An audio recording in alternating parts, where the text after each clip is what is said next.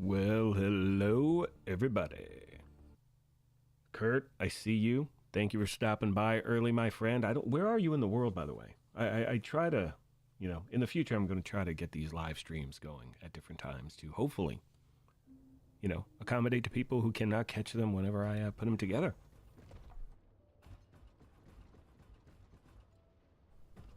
Anyway, what is going on, my YouTube family? Welcome back to the Gaming Brigade. And yesterday, your support for my just random First Descendant, live stream. And again, you can see at the top of the screen, this is video footage captured from the technical test, which was what, a month ago, something like that.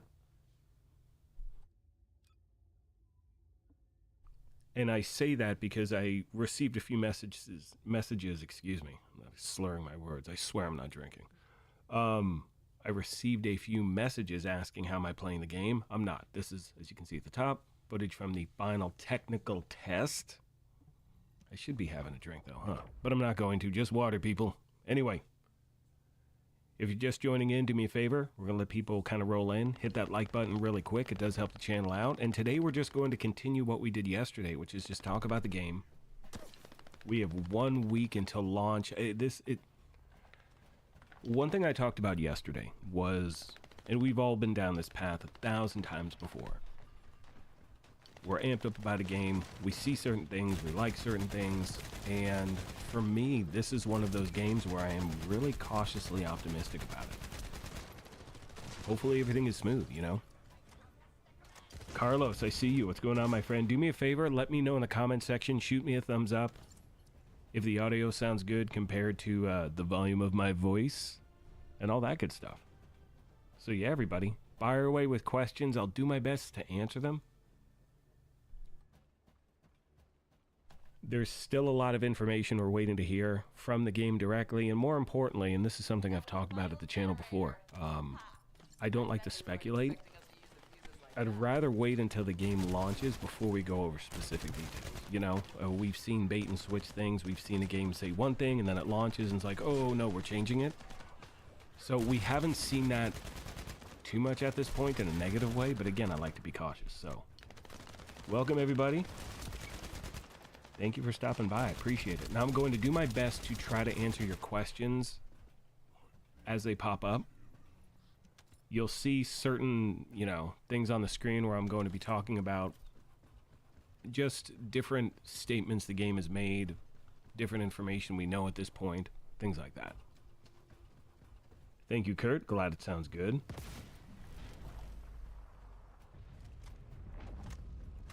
So one thing I said yesterday, I was really surprised. Honestly, I expected maybe 30 or 40 people max to show up. I think we peaked at just under 200, which is insane for just, again, a random live stream. So thank you so much for the support. Once again, you can see at the top, this is all footage from a technical test. So I am not currently playing the game, yet I am live talking to you. This is all pre-recorded footage. But I just can't wait to play this thing. I mean, we're 1 week away. Simon, what is going on, my friend? I see you. Welcome to the live stream. So one thing we're going to be talking about a lot today is, I know monetization is going to be brought up a lot. We know it's a free-to-play game. That means it's going to be heavily monetized in certain areas. From what the game has said, and we'll cover this later in the live stream, pretty much anything in the game should be able to be obtained by playing the game and unlocking it. Right? So ultimate weapons, things like that. To the best of my knowledge, at this point, as of my, talking to you right now, pretty much everything you're going to be paying for is going to be cosmetic, or you're going to be paying to speed up the time in which it takes to do something. So, you're trying to unlock a Descendant, and it takes, 2 hours, a day, whatever it is, to unlock that Descendant or craft something or whatever it is. You'll be able to buy certain things, to speed up that process. But from everything the game said, we should be able to unlock anything, or everything, just by playing, which is a good thing. So yeah, it's good stuff. I'm looking forward to it. I really, really am. I hope we can find something we can use to restore my system. I see you, I'm on. What's going on, my friend? Good to see you as always. Thank you for stopping back. Yeah, yesterday was a lot of fun. It was really great just to talk about the game, and you'll see on screen we're going to be going over a lot of different things that the game has said in the past. We'll be talking about all the different Descendants. My goal is to put out a video tomorrow or the next day. We'll be talking about the ultimate weapons. We will be talking about all the different Descendants that will be available upon launch. And the game has made it clear they're going to continue to bring us more and more Descendants as well. So that's good.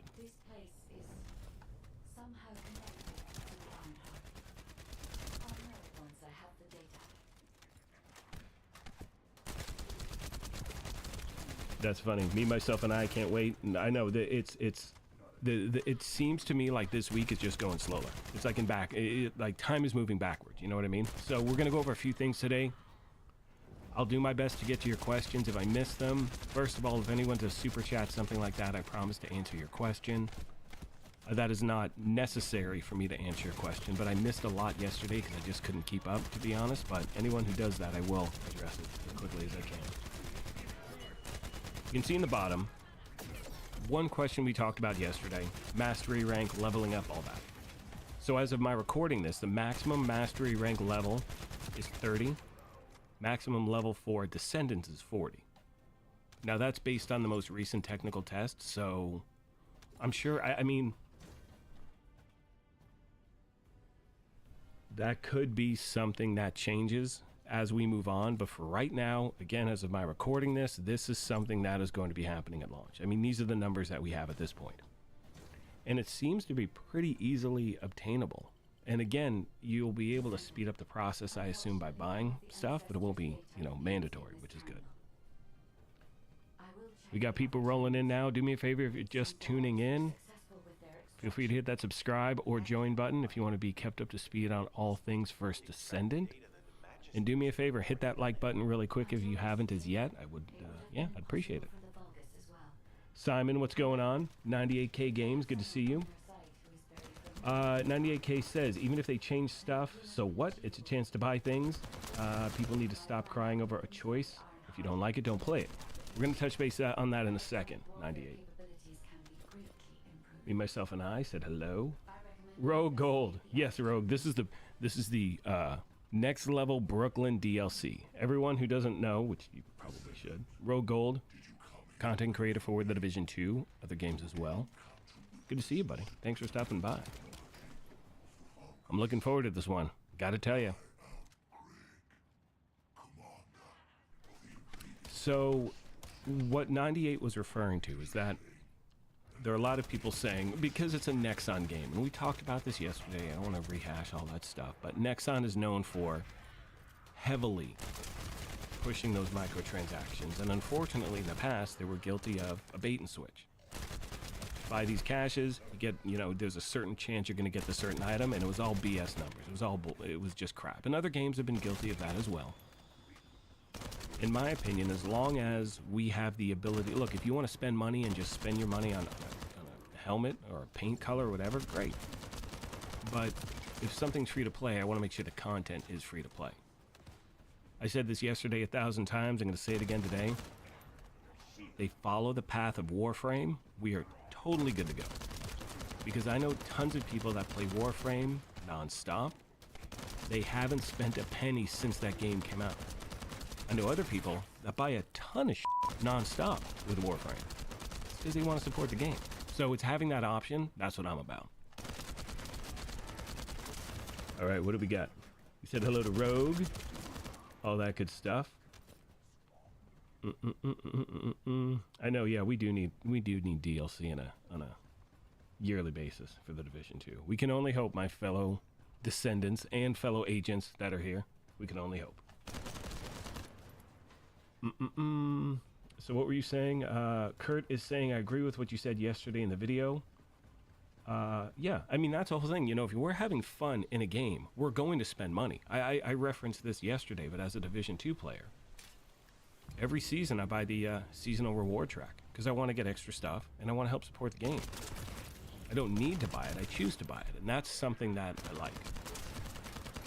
A lot of people are kind of calling this game Like if Destiny 2 and, you know, Warframe had a super baby, this would be it. We'll see what happens. But if they can follow, again, they can follow a certain roadmap, we're good.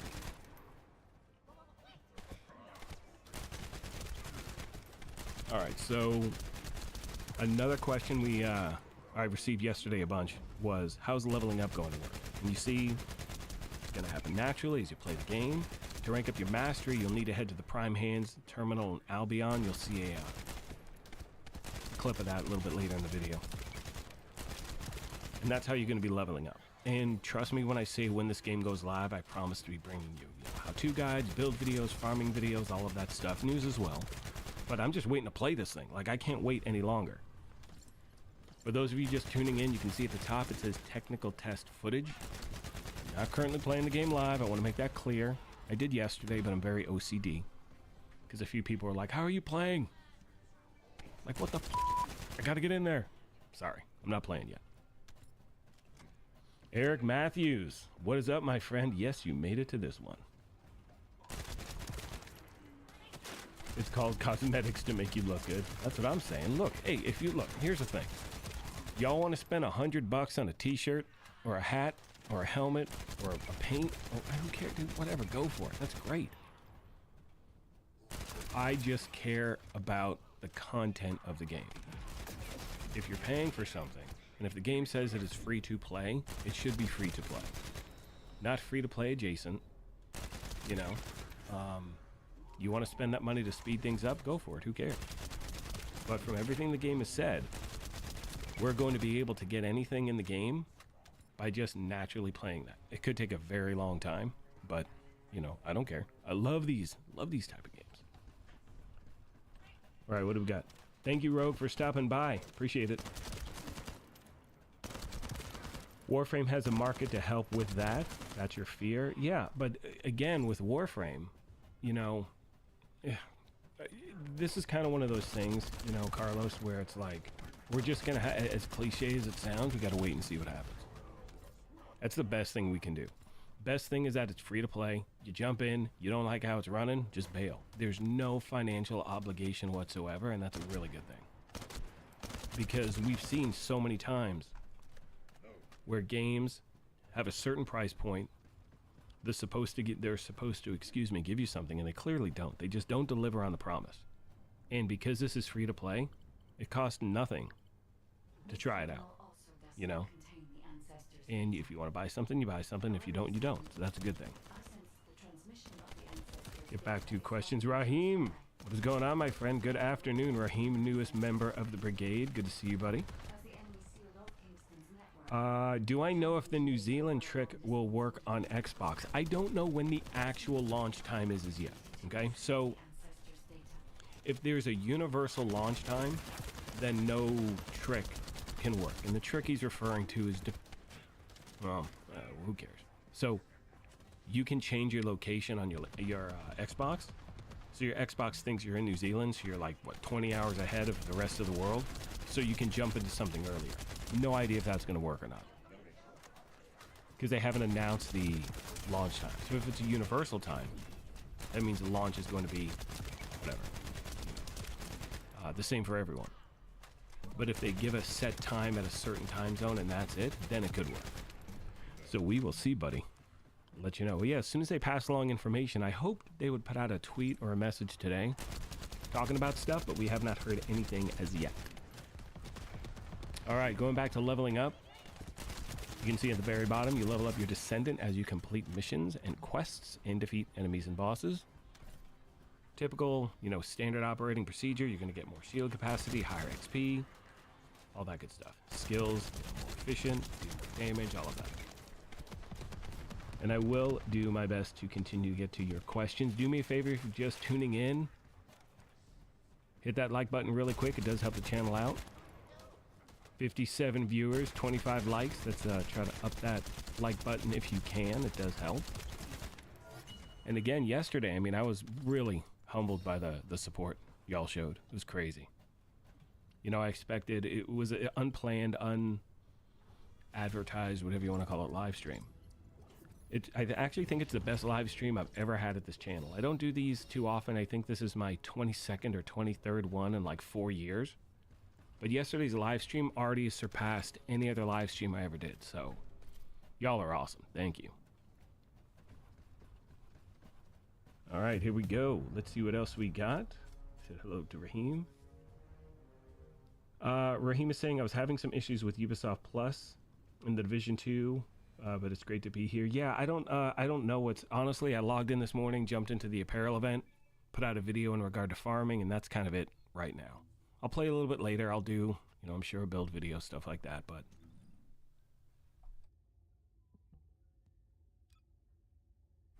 Like many of you out there, I'm really looking forward to having an alternative when it comes to a looter shooter. You know, that is something that I love being able to bounce between games. And, you know, you touched on something, Imon, where it's... You said you're hoping this game keeps the looter shooter genre going. We need something that can update, enough to keep us happy. This game is completely going to be dependent on their updates, and they should have them continuously. A lot of people will compare this to, you know, a lot of things we heard yesterday. Obviously, Anthem, that sucked. That was live service. That just had no actual foundation to it. It was not the best of games when it came to the actual quality of the content. The mechanics were great. The gameplay was enjoyable. But as far as anything to keep you going, it just wasn't there. A lot of people also were referencing Outriders. Now, Outriders was not a live service game. It was never supposed to be a live service game, to the best of my knowledge. And there were not enough updates to keep people intrigued. This game is completely and totally dependent on those continuous updates and upgrades. Because it is free to play, they've got to keep people wanting to come back, you know? And again, we got that roadmap. If they can follow it, we're going to be pretty golden. But I hope so too. I really hope that this actually turns into what there's obviously a lot of potential here, you know. So that is what I'm hoping for. Okay.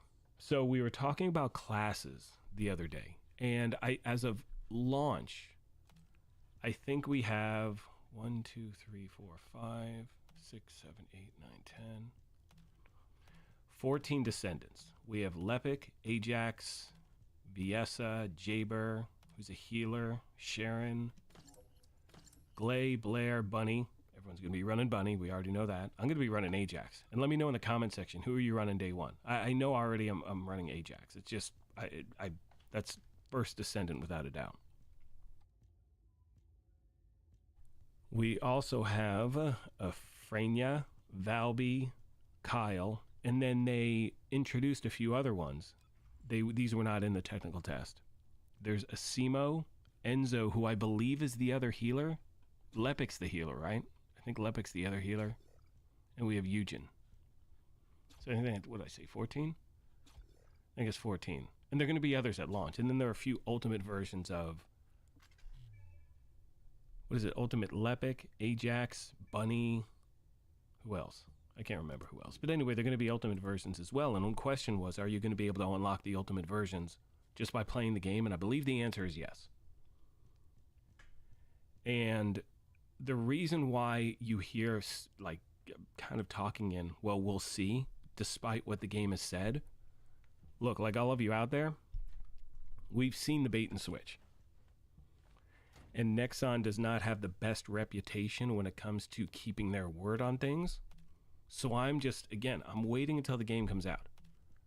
Not complaining. I'm not, what's gonna, I don't know. I don't have the answers. I know what they've said, but I also know what we've seen in the past. And unfortunately, there's buyer's remorse. But again, what's great is we don't have to buy anything. That's a good thing.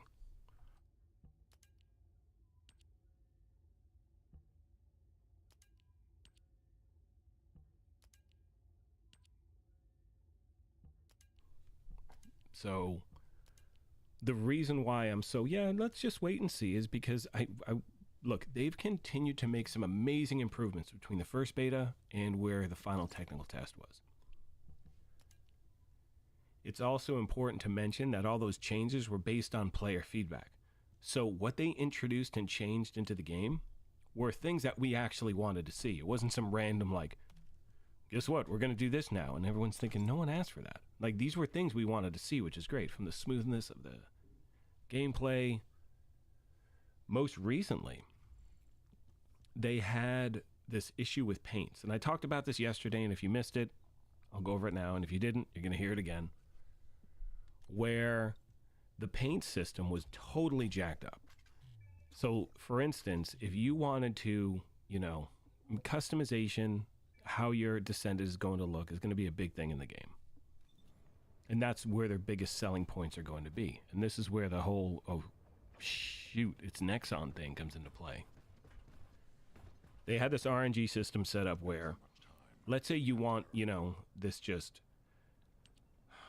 fire truck red Descendant from top to bottom, right? You get the exact red you're looking for.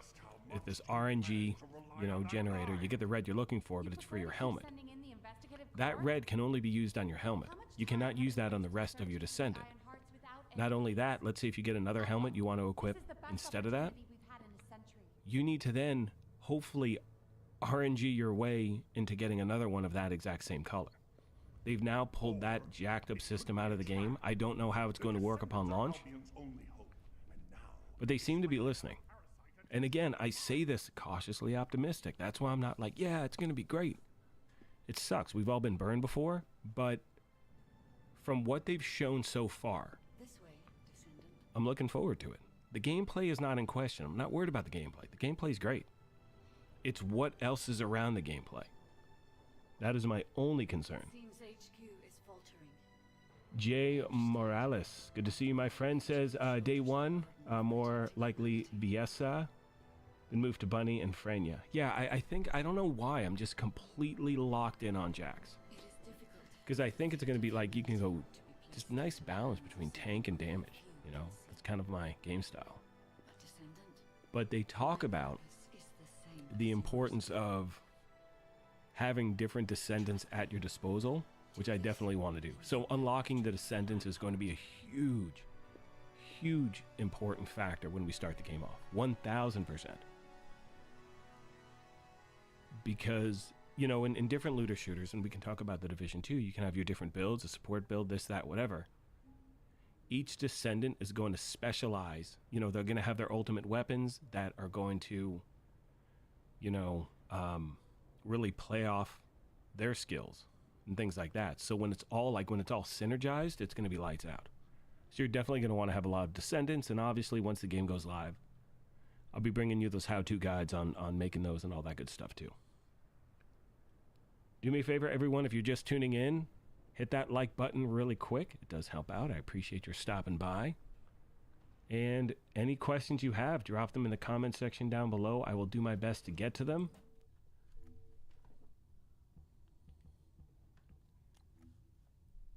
And I'm trying to think. Was that my phone? My phone was ringing there. What was I saying? Questions? Let me know. Blah, blah, blah. Blah, blah, blah, blah, blah. I don't know. Whatever. Let's get back to it. Nuclear Venom coming in with a $13.99. Very kind of you, Nuclear. Loving the content. Keep up the great work. Been loving the different games on the channel. I don't think I've heard your thoughts on seasonal characters in the Division 2. Now, as promised, any super chat question, I'm going to answer no matter what. And I'll do my best to answer all of them, by the way. Super chat is not required. You know, whatever. But I can see those. It's clear as day, and I promise to get to them. Total, we're going to jump off of First Descendant for like a minute, and then we're going to jump back into it. My thoughts on seasonal characters on the Division 2 is as follows. I do not know how it's going to work in that game. I enjoy seasonal characters. I sincerely do. But what it seems to have done is split the community even more. I'm a big believer, just like I am with the First Descendant. I want to wait until something is out to truly make a determination on whether I enjoy it or not. I'm not going to do something. I'm not going to give you an opinion off of speculation. We'll always give you my opinion, and that's what you're hearing now. I don't know what to expect. You know, a game going to seasonal characters this far into their lifespan, it's a risky move.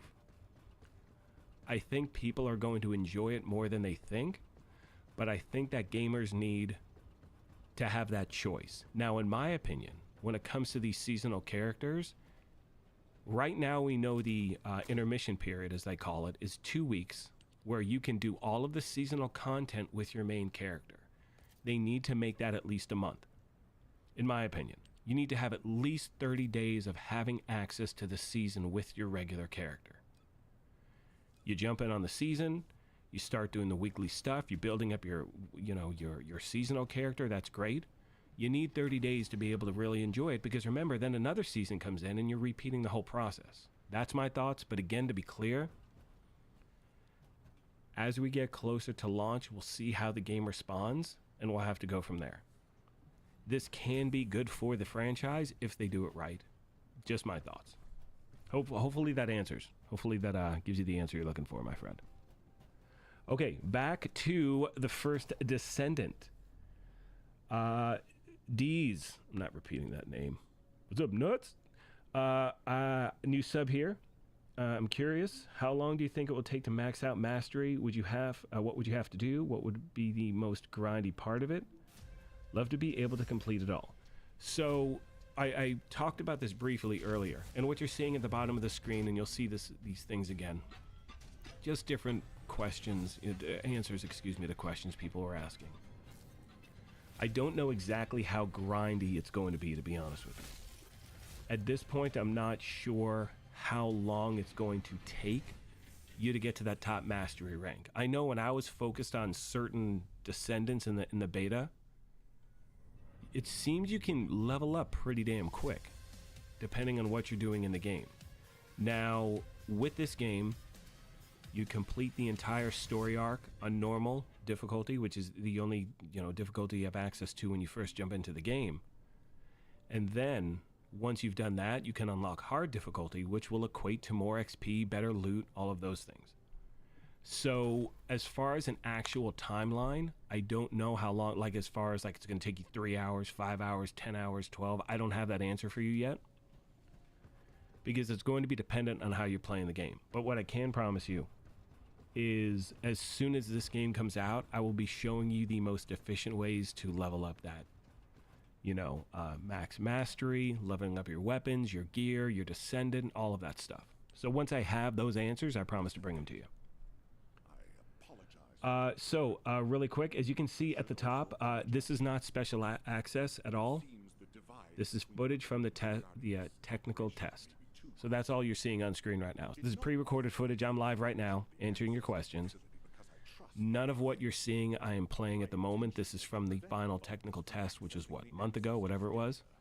So, for the record, you are not seeing me play live. Let's see what we got here. In the betas, it didn't take long to level up, but we don't know if that will change. Thank you, Eric. If that will change on official release. Yeah, we've seen that before. So I know with... What's the last one? I want to say Diablo 4. With Diablo 4, you could level up damn quick. Like, there were a lot of boosts. There was a higher drop chance of getting, certain gear, certain weapons, things like that. And then it decreased once the game launched. And the reason they increased, certain things is they wanted you to get a feel for what it was going to be like when you hit that max level. But I was saying, when we had the beta on this, I saw a ton of people who were just maxed out. It was insane. I mean, I got to play. Do me a favor, let me know in chat. How much time did you spend on the different betas across? Let's say all of them. I mean, for me, I think I was like, I want to say around 40, 50 hours. Like each one about 5 to 10, maybe. The last one I only had like 3, or I don't know, was it 6? Who cares? I can't even remember what I had for breakfast, dude. Whatever. But I think that, from the last technical test, people were able to max stuff out quick. I saw some hardcore hitting stuff. So I'm looking forward to seeing that. Leveling guide, because for me, that's what this game is about. It's that, I love the grind when it comes to these looter shooters, All right, let's get back to it really quick. Do me a favor, once again, if you're just tuning in, hit that like button really quick. I appreciate it. 8 hours. Is that true for some research? That is crazy. Yeah, I don't know. Again, I just want to again, because I don't exactly know how long it's going to take. And remember, people play the game differently. You know, when we talk about XP farming, gear farming, whatever it is, depending on how you play the game, that is going to, you know, dictate what you're able to do and how quickly you can do it. D's coming in with a $20 donation. Thank you, my friend. Incredibly kind of you. Lunch is on me. I appreciate that. Thank you so much. It's very, very kind. Really. Man, y'all are, I'm so excited for this game. Like, I really can't wait. I'm ready for a new looter shooter to jump into.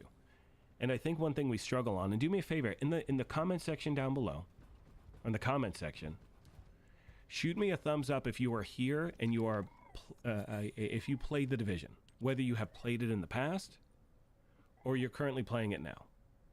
Because we all know when it comes to this type of a game, a looter shooter that gets you in over and over again, it is incredibly difficult to do. That's what I'm hoping this game does. I really do. And if they focus on the actual gameplay, we're golden. We're so golden. Because we all know with people, if you focus on the community, the gameplay, if you actually respond to what the players are saying, they're going to buy tons of shit. Like they are. You're going to spend money because you want to. Right? I will spend $10 on a weapon skin. If it's like a retro 80s style, whatever, I will totally drop that money on it in support of the game. So that's kind of what we're talking about. If they actually take the player base first, I think we all win, you know? So that is just my thought. Trying to get back to your questions really quick. We're seeing Kevin was saying I spent like 10 hours just on the one in February. Skydoll 10 to 15. That's kind of where we're at. Devil's Eye 50 on every. You're a legend. So Devils, were you able to max out any of your Descendants as far as mastery rank? And were you able to get to level 30 on your Descendant? I'm sorry, were you able to get to level 30 on mastery? I forgot if they implemented some sort of a cap during the testing. Could you get to level 30 and could you get your mastery to level 30 and your Descendant to level 40? Aren't those the max numbers again? Really quick, I want to touch base on something that's on the screen right now. This is something the game said a while back, like a year and a half ago. Ultimately, we aspire not to pursue excessive pay-to-win aspects. The monetization model will also not deviate significantly from games of the same genre. Paid products will indeed exist, but the characters, equipment, and the stages that are needed for gameplay and progress in the game can be earned through gameplay. That, to me, is the most important thing about this, right? Pay-to-win aspects. Remember, this is PvE only. There is no PvP. None. There's no player versus player. This could cause a debate. But again, be cool with each other as we talk about it in chat, and I will do my best to get to your questions as I can. And if you're just tuning in, do me a favor, hit that like button. It does sincerely help the channel out a lot. Okay, here we go. Let me get some water. Actually, no, yeah, do we want water or coffee? Let's go water right now. Okay. Here's my take. We've seen Diablo Immortal, yeah? How gnarly pay-to-win aspects can destroy, and people will still pay it. I mean, people are paying hundreds of thousands of dollars to get their Diablo Immortal character just lights out, so they can go in and just destroy everyone with one click of the mouse. One click of the iPad, whatever. In a PvE game, pay-to-win aspects are going to be more along the lines of, you know, if you can spend X amount of dollars and buy a shotgun that can one-tap everything, well, that's cool, but it's also going to jack up the gameplay for people if you're running in a group. So let's say there are 5 of us rolling, and I've got this shotgun that can just take out every single enemy with one tap and no one can get any shots in themselves. It's going to suck for the other players. That's where a pay-to-win element gets a kind of gray when it comes to PvE. If you want to pay for speeding up a process of crafting something, go for it. That's great. Knock yourself out. I need to see what it's going to be like. and the only way we can really determine it is once it's live. And I only say that because we've seen things change like moments before something launches. And by moments, I mean like a day or two before. We're closing in on less than a week until this is live. That's my thought on it. The whole PvP, which, because it's not existent, we don't have to worry about that. But with PvE, pay to win, how's it really going to work? You know, how is it going to affect other players if you have someone spending hundreds of dollars on their first Descendant? We're going to see, my friends. All right. I'm on saying, yeah, I'm okay with pay to win as long as it's not only pay to win, 1000%. Devil's Eye was saying you got to level 30 for character and level 40 for, all right, mastery rank. Oh, so I said that backwards. I'm sorry. I thought it was the other way around. It was 30 for character and 40 for mastery rank. Either way, it was just, that's awesome to see. And you know, in the last gameplay footage, they were showing that the most recent gameplay footage that the game released, they were showing some lights out numbers with the damage they were putting out. And again, like for me, all right, so I work full time. This is not my full-time job. And as someone who enjoys these types of games, there's nothing better than being able to jump in 30 minutes, an hour, here or there, and feeling like you accomplished something, right?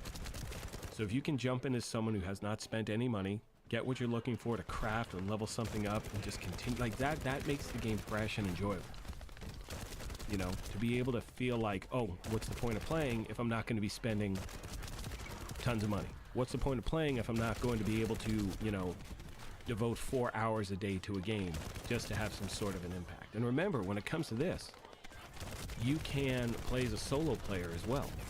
So you have that ability in the open world, to the best of my knowledge. I think you can turn off certain aspects. With missions, you can play solo. But you can have a lot of different options when it comes to this game. So that's a really, really, really good thing. As far as, you know, how you want to play the game. There are certain things that are going to be only playable as a team, because you're just not going to be able to... I mean, I'm saying that now. I'm sure someone will come up with a build that can just destroy everything, regardless of what you're doing. But we should have a lot of options with this game, so that's what I'm looking forward to. All right, let's get back to questions. Okay, where are we? Exalted. Exalted? Are we there? Here? Oh, sorry, I'm trying to, again, and I'm going to do my best to try to get to your questions. If you do a super chat, I promise to answer them. I'm going, and that, again, to be clear, that is not required. I'm not here panhandling. I'm just saying, if I can't get to it, or if I miss it, I apologize. But anyone who does a super chat, I will answer that question 100%. Let's see what we got here. Sounds like they don't plan on releasing paid DLCs. So Grant, at this point, I don't know. I don't think so. I haven't heard anything about it. That was a question a lot of people had, because people are comparing this. People are comparing this and comparing this to like Destiny and Warframe, as you'll hear a lot. They can follow any path, but as long as we actually get what we're paying for, that's all I care about. But at this point, I don't think paid DLC is on the table, because to the best of my knowledge with Warframe, they just continue to do updates and people are buying whatever they're buying if they choose to. But I talked to someone yesterday who's been playing Warframe from day one. They haven't spent a thing on anything, which is what I love, and they still play the game on a daily basis. That's awesome. Exalted. Let me ask you a question. If they take notes from Warframe, because I feel like that's the best one to compare it with, I do as well. How they deal with in-game shop, would you guys like it more? So, I think Warframe, and correct me if I'm wrong in the comment section, has one of the healthiest community, you know, stores or marketplaces that there is. Am I correct in saying that? I'm pretty damn sure. And I'm saying that as someone who hasn't played a lot of Warframe, only because I was heavily invested into the Division. By the time I even heard about Warframe, it was like 3 or 4 years in. And I got so overwhelmed with like, well, where do I start? I just never played it. So to the best of my knowledge, they have an amazing marketplace for players to buy and sell and trade and stuff like that. Is that correct? Let me know. I just want to make sure I'm not just you know, making up some crazy shit. Devil's saying I'll be playing on Xbox. Paying. I think playing or paying. We're going to say playing on PC and Xbox. Yeah, so for me, and for those of you just tuning in, once again, hit that like button really quick. We're at 95 viewers, 48 likes. Let's get those likes up. Free to play. So in 1 week from today, I mean less than a week, we will all be playing this game. It is free to play, available on every platform. Xbox Series X and S, Xbox One, PS4, PS5, and PC. It has cross progression and crossplay. I'm pretty sure you'll be able to turn off the crossplay feature if you want. So console just to console, PC to PC, whatever. Or you can have it on the whole time. I love these elements. I love that you can just play whenever you want. I talked about this yesterday. You know, I have a PlayStation, I have my Xbox. Sometimes the kid wants to be in the Xbox, which means, shoot, what am I going to do? I can jump on the PlayStation and play this game. So I love you can just bounce from platform to platform and play this game. So I do like that. That's something a lot of people love to see in their, you know, in their ability to game, to have that option of jumping in between platforms, especially with a free-to-play game. That's awesome.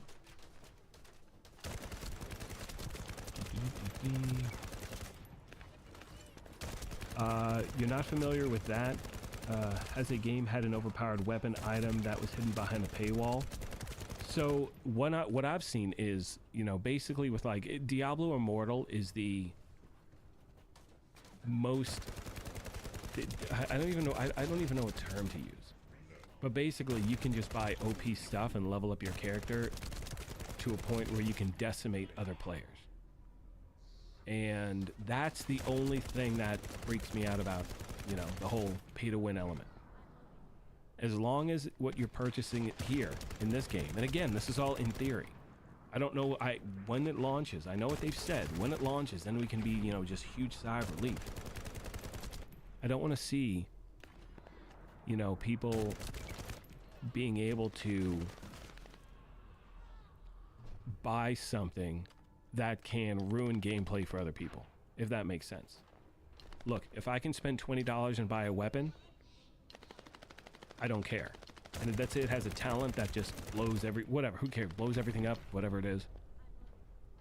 But I think people should also be able to earn that in the game without spending any money.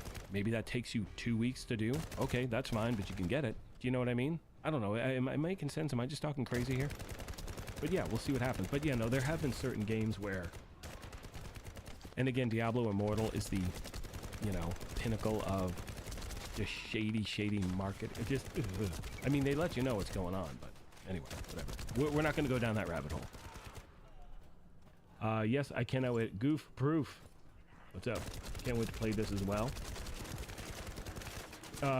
Raheem saying people have paid over $100,000 for the Call of Dragons mobile game. Yeah, people will pay for things in this game. 1,000%. It's going to happen. But hopefully that does not affect the gameplay. Does that make sense? I don't care what you spend. We are all grown-ass adults. If you're here, I'm assuming you're a grown-ass adult, you got income, whatever. Go ham. Do your thing. It's your money. I just don't want it to affect the gameplay. That's the only thing I care about.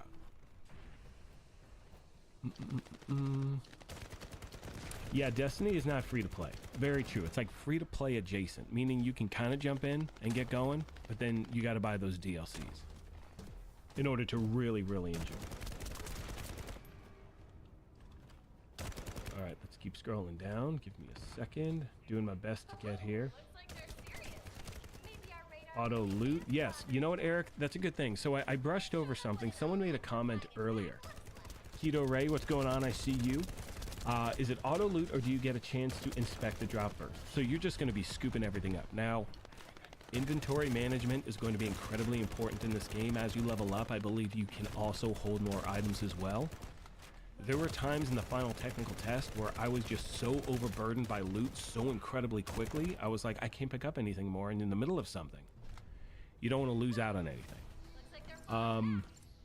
So There is an auto loot feature. I believe as you level up, your inventory on what you can hold increases. We'll be talking about all that once the game goes live, once I have actual numbers that we can look at, you know, together. But when you just run over something, you're going to be picking it up. Great for resources, things like that. But again, if you hit all of your, you know, if you've maxed out on what you can hold and you miss out on something, that would suck.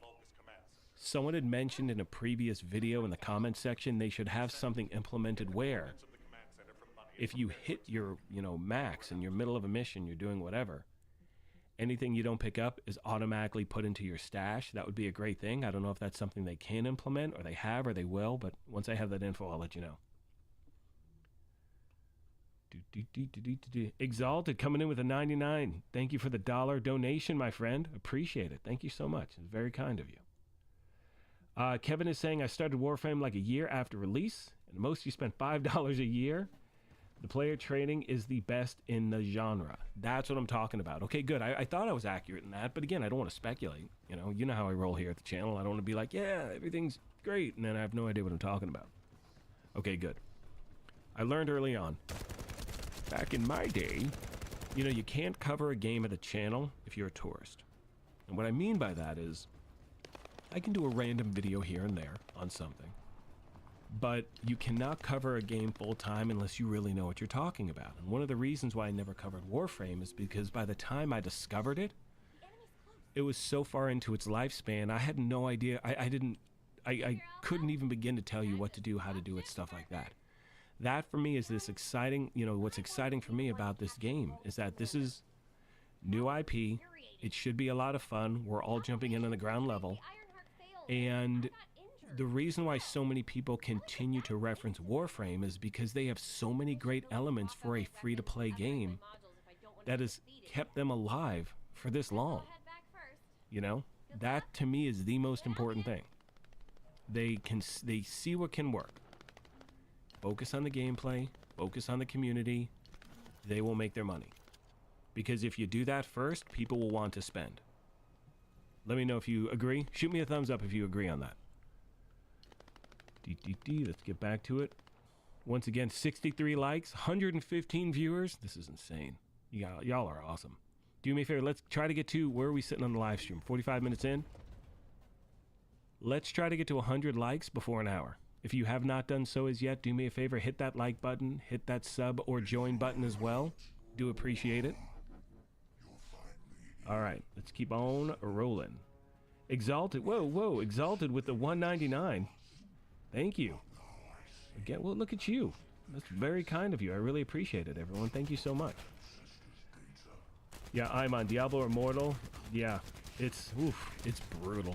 That was just one of the, I mean, and again, you see these videos back in the day where people are bragging about like, it's funny because you see some, you know, you see a video titled, you know, player spends $100,000 on a, you know, Diablo Immortal character. You're like, man, that's some clickbait. Like, whatever. No one. Then you realize, you start doing math, and you're like, holy shit. They did. They spent that much. Because the only way to attain certain things in that game at a certain rate is by spending a ton of money. So, and the game continues to do well. You know, it's still around. But anyway, moving on. We're not talking about that. 70 likes. Let's go, people. We're getting there. Here we go. Yes. What is it? Tyryu? Yes, this game is PvE only. So that's a very good thing. But again, you still hear people talking about pay-to-win elements. And for me, it boils down to, look, you're always going to... I don't know how the scaling system is going to work when you're playing the game at this point. If I'm a level 1 player, can I be matched with a level 30 player? And will I be doing any damage whatsoever? Or by the time I show up, like right now, you know, everyone's ahead of me. Or, you know, if I'm in a group and everyone's doing all this damage, am I also getting their XP? All of these things. If you are, you're golden. But when people talk about a pay-to-win element in a PvE only game, the concern is, how is it going to affect their gameplay if they're in a group? Right?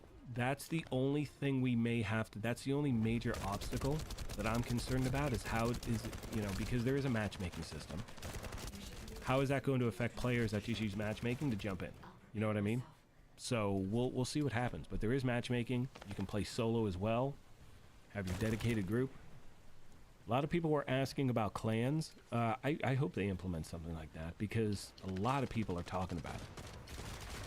We'll keep pushing for that. It's a good thing because it does seem that they're listening to the community. Every major change they have made between the initial first beta, which is what they had the cross. What did they do? I think the final technical test was the 4th beta in 2 years. I know they had the cross-play beta last September, I think. They had a beta this February. They just had one. The final technical test was, what, a month ago? Something like that. Now we have launch in less than a week. All these major changes they've made has been based on player feedback.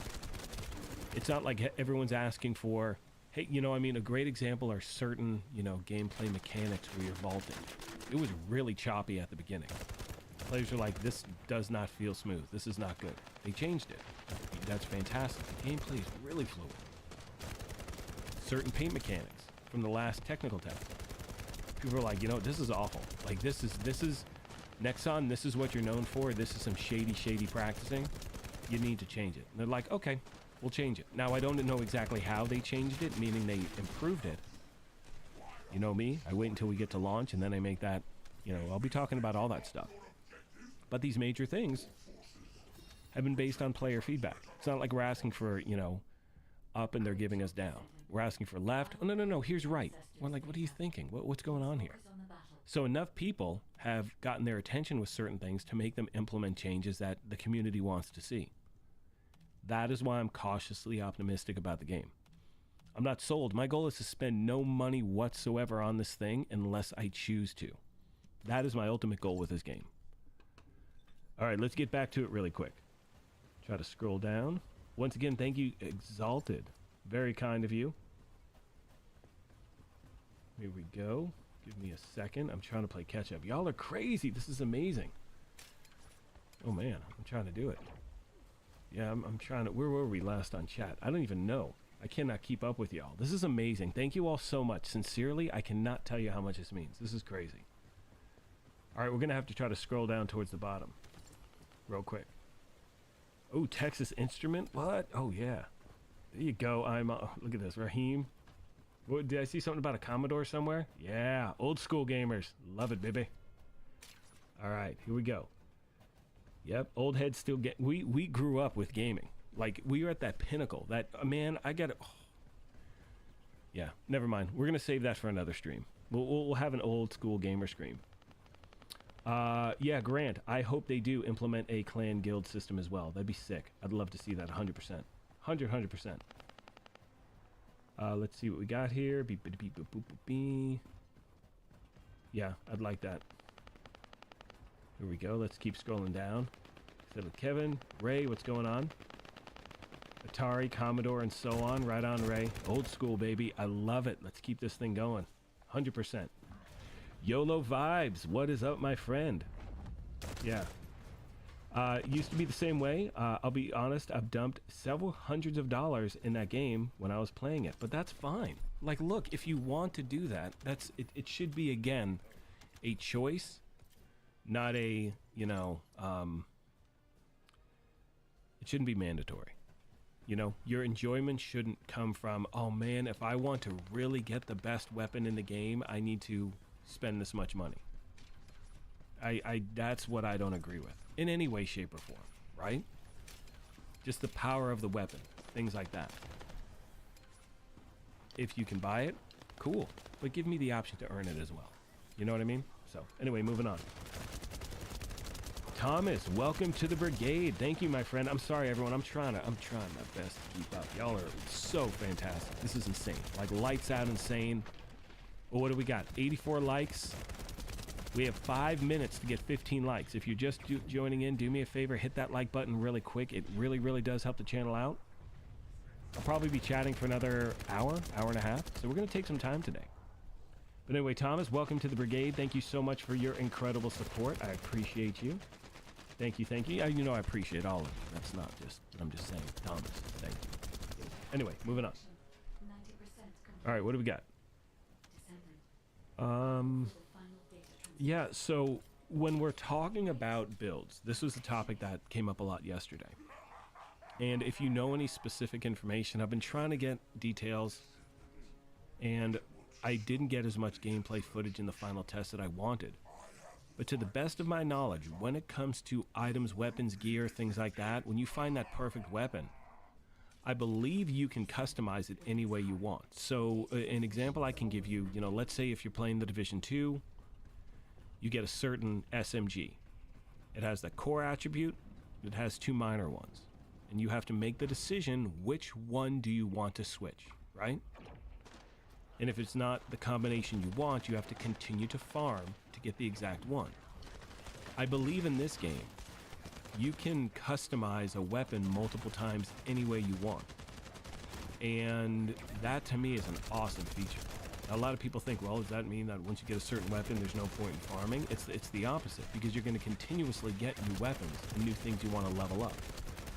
So that to me is what makes this, just like in Warframe, that you want to continue that grind. You know what I mean? You want to continue playing, you got to get more, you got to farm, you got to get resources, components, all that stuff. So for me, that's a really good thing. It allows you to not only have the desire to play, but also it gives you that incentive to create that perfect build.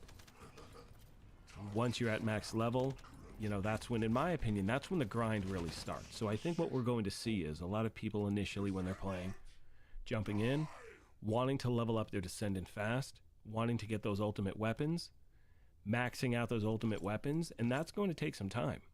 And again, I think the monetization aspect is where you're going to have the option to speed that up if you want.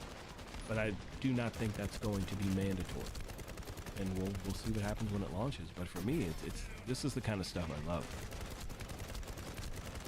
All right, I'm going to scroll down to the bottom. Try to get caught up on chat. Eric, how much you spend on Netflix or Hulu? It's the same thing, really. Look, to me, it all boils down to, if you're paying for something, you're getting what you're paying for, who cares? Like, who cares? Y'all can do what it, like, that's how, that's just my thought. You know what I mean?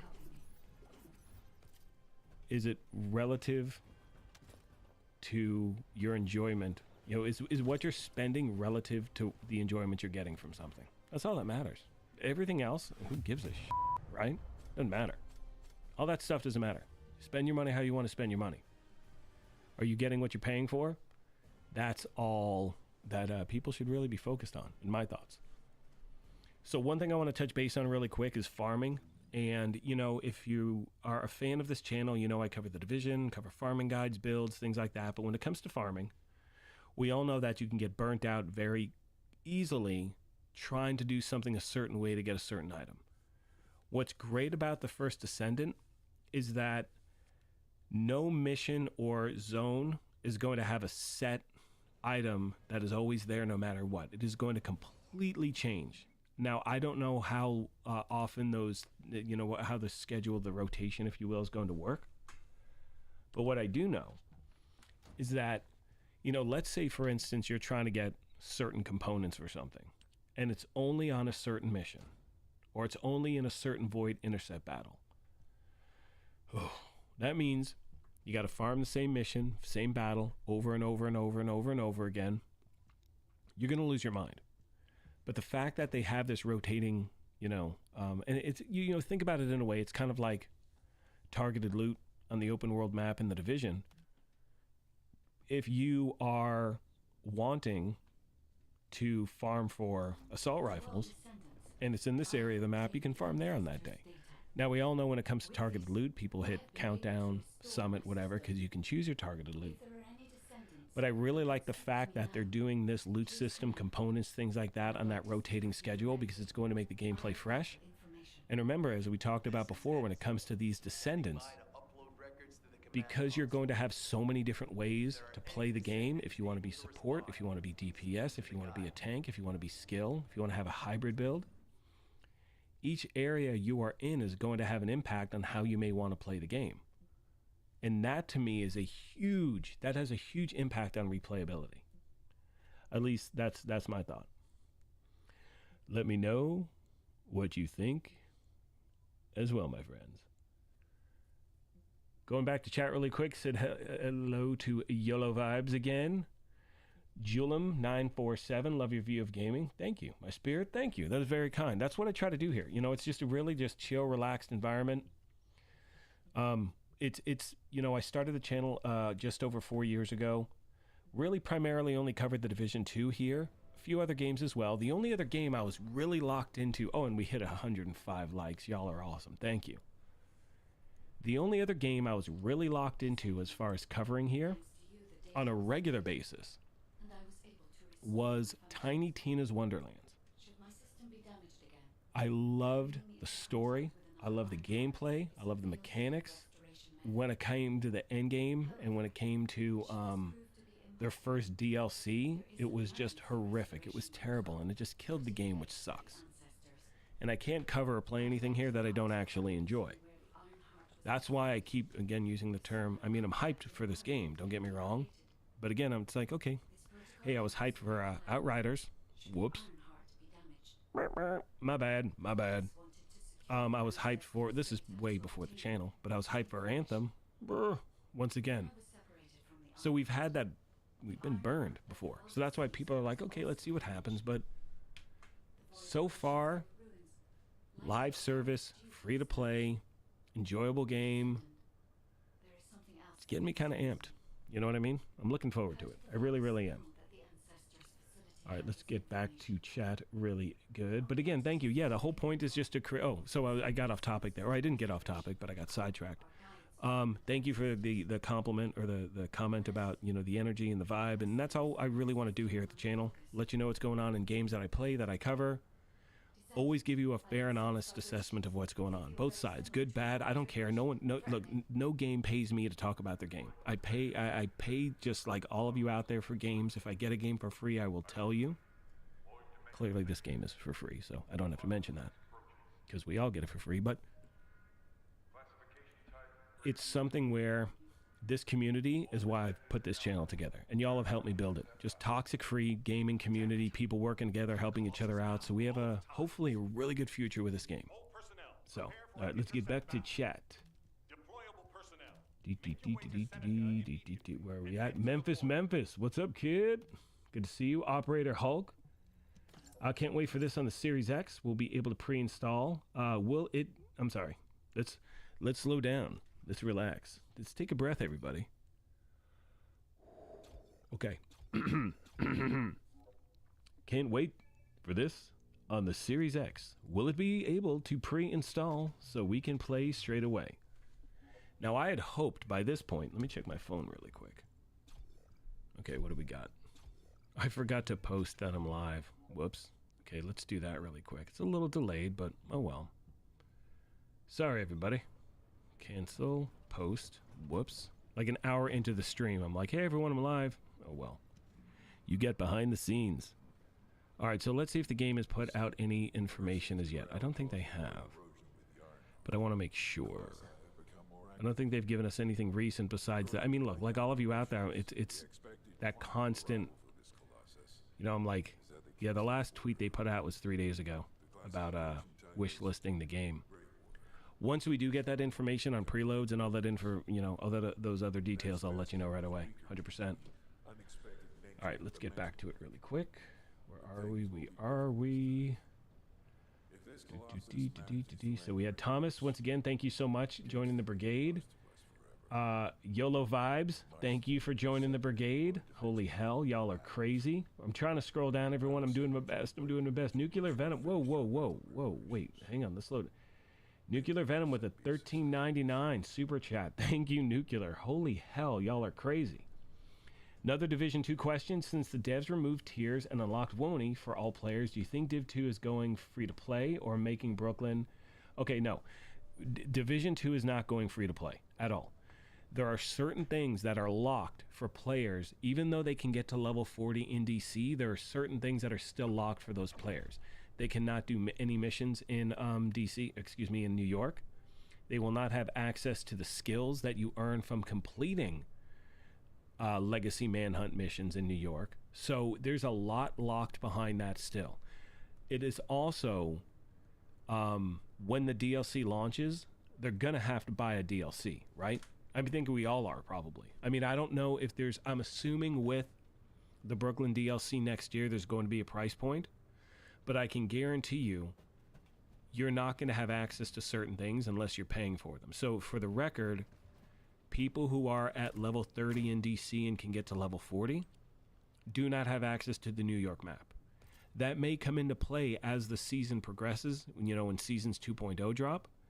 Because if you have a manhunt target in New York and you can't get to the New York map, you're not going to be able to complete that seasonal content. So again, these are a lot of questions we have, but they are not moving in the free-to-play direction. That's not what this... Look, that would be the biggest mistake in the history of the world. That's what the mobile game is for.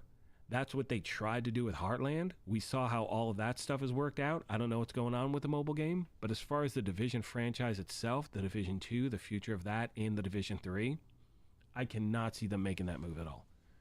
Because that would murder everything. No one would play. They'd be like, okay, we're done. That's it. So, just my thoughts, people.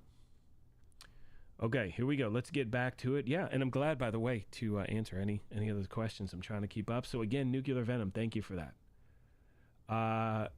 Shatter, thank you for the $2 donation. Appreciate it. Oh, we got, I'm just gonna say Butts. What's up, Butts?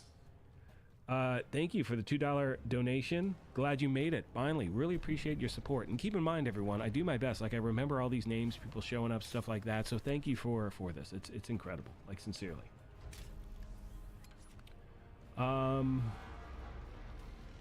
Anti-Corona, you main mag in Warframe. Hopefully there's a character kind of similar. So I think that a lot of these characters, people are saying they're seeing a lot of similarities between Warframe characters and characters in the First Descendant. And from what I've been able to see, you know, we know we're getting 14 upon launch. There is a Descendant for every type of game style out there, which is awesome. Whether it's support, DPS, tank, skill, hybrid, all of that. So you should be, hopefully you should be covered. Pretty sure you will be. All right, trying to play catch up again, scrolling down a little bit. Rahim is saying, yeah, you were following Anthem for so long when they had all those issues and was bombed on reviews, who decided just to say, nah, I'm good. Yeah, that's what happened to a lot of people. And not only that, we saw with Anthem, there was that whole... You know, there was trying to do a resurgence with Anthem 2.0. Too little, too late. And what happened was, with Anthem 2.0, basically, that was the game we should have gotten at launch. If we actually got the game that they wanted to give us with Anthem 2.0 at launch, Anthem wouldn't be known as Anthem. Those mechanics were sick. In my mind, I'm thinking this is like Avatar meets Iron Man meets just the flight, the gameplay. It was so smooth, so great. They had nothing behind it. So as long as the First Descendant can actually focus on what the community is asking in regard to our gameplay, we could have something good here, you know? So, yeah. Ray Horn, USMC vet here. Thank you. Okay, so for the record, Ray, I've never served before. I'm not, and I've never said I have, but I want to make it clear I've not served in the past. But I appreciate that. And I appreciate your service. Thank you. Thank you so very much. I make that very, very clear. I have from day one. I have never served in armed forces. I have mad respect for everyone that does. It's very important to me to make that distinction where, you know, I mean, you don't claim you're something that you're not. So thank you for your service. Got to say that to you, Ray. Thank you. Thank you. What's up? I see you. I see you, S. You have a wonderful day too, my friend. Good to see you as always. Nigel, what's going on? Says always set expectations low. All these games start off hyped, then die slowly. 100%. Hoping this doesn't happen for this game so far. I just can't see how they're gonna last. That's the biggest concern, you know, because we've seen this before. Because as fans of this genre, looter shooter, we see all these ideas pop up, right? It's just like with like first-person shooters. There's a new first-person shooter every week, right? And they all flop. You still got Fortnite, you still have Call of Duty. There's a reason why these are just mega games. And when it comes to the third-person looter shooter, as a fan of this type of game, we all know how hard it is to find one that actually holds it, that, you know, can actually stand the test of time. There is a lot of hype behind this game. In my opinion, the best part, and I've said this 100 times, 1,000 times, I'll say it again, it's free to play. So we don't have to spend a damn thing to jump into the game and play. That's the most important thing the game is going. If they actually give us enough gameplay for not having to spend money on a game, and they give us a level of replayability, they're going to make a ton of money, just like Warframe. They're going to be able to stick around. How they're going to do it, I don't know, but like you, that's why I continuously say here, cautiously optimistic, you know? And the hype is there. The hype has been there for a lot of things. So we're hoping that the hype can actually live up to the reality when this game launches. Again, in a week, which is insane. Yeah, EA did mess up big time with 100%. Would you like to use the laboratory? 77 Raptor says listening to the players is not always good. 100% as well. 100%. It's got to be that balance, you know, because sometimes, you know, if people want, you know, let's use the Division as an example. Unfortunately, that's not a good example because unfortunately, and this is, you know, I don't hold punches here. A lot of people in the community with that game feel like we're being completely ignored, but that has to do with communication, what's going on behind the scenes, whatever. We're not going to go down that road, but having that balance of, let's say everyone wants, you know, the loudest people in the community sometimes aren't the ones that are either playing the game, and they're not the ones that are consistently there, and they're not the ones that really represent everyone. What I'm referring to when I say listen to the community is that if there's a big enough outreach, if it's something universally agreed upon, that's when a game should listen. You know, that's my thought. That's kind of what I'm referencing when I talk about this. If it's like, you know, I'll use the Division 2 as an example. Having Cassie Mendoza on a weekly basis sell one random exotic. That is something we can all agree on, right? That's something that should be implemented, in my opinion. A random exotic that's in the general loot pool. Just that's it. On a random generator thing. 1 week it's the Nemesis. 1 week it's the Diamondback. It's the Catharsis. People lose their shit. You know, I mean, just something random. That's something we can all agree on. That's kind of what I'm referencing on.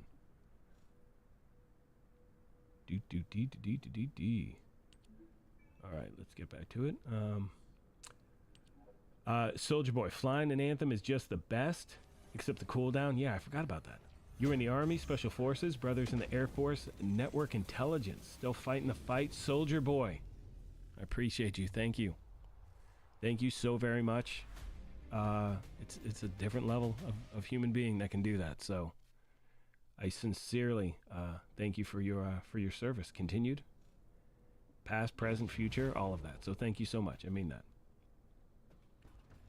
I need to have gifted subs so I can gift. Do I not have gifted subs? What do I do? I didn't know how to do that. I wish. This is how often. How do I do gifted subs? What do I do? That's so sad. I don't know that. You know? Yeah, I'll tell you what. Next live stream, I'll figure that out. Fair enough? I'm like, how do I not know how to do that? I mean, I'm sure I could figure it out, but I'm more worried about chatting away here. But I promise you, Raheem, I will get on that. 100%. Famo. I'm just hoping the first Descendant has decent endgame content outside of intercept bosses. Yeah, I mean, that's, I think, the biggest concern.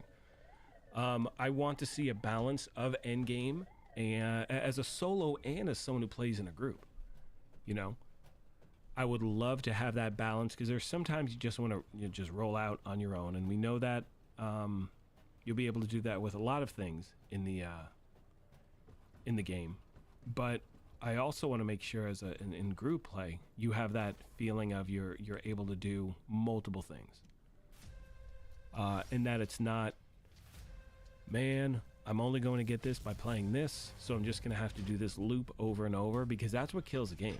And I'm not talking about something being efficient, but we all know with games, when it comes to looter shooters, if you get to a point where you're farming just to farm and you're not enjoying the actual gameplay, that is the death of a game mode. There's nothing worse than farming just to farm. You want to have specific reasons why you're farming. You know, whether it's to increase the stat on a build or whatever. And there's sometimes people are just like, well, I'm just going to play this game mode because I'm trying to do this one thing, and this is the only way I can do it. When you're, funneled into a certain style of gameplay, that's what can kind of kill it. So if we have multiple things to do in the end game, and different ways to do it, and of course there are going to be more efficient ways than others, but we want that, ability to really have a choice when we're playing. So that to me is something I'm looking forward to as well. Hopefully getting that stuff. Once again, if you're just tuning in, welcome to the live stream. Probably going to chat for another, I don't know, hour maybe. What time is it right now? It's 1:15, 1:16 Pacific. Oh yeah, we've been going for an hour and 15. Yeah, we'll go for at least another 45 minutes or an hour, without a doubt. So again, thank you for jumping in.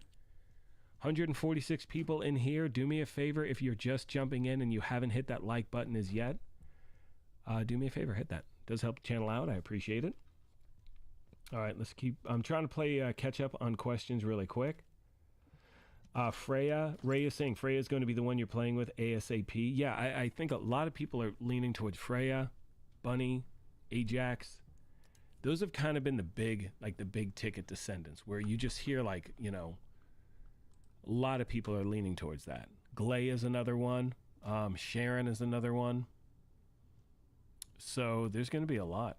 Haven't heard a lot of people talking about Blair. Valby, I've heard.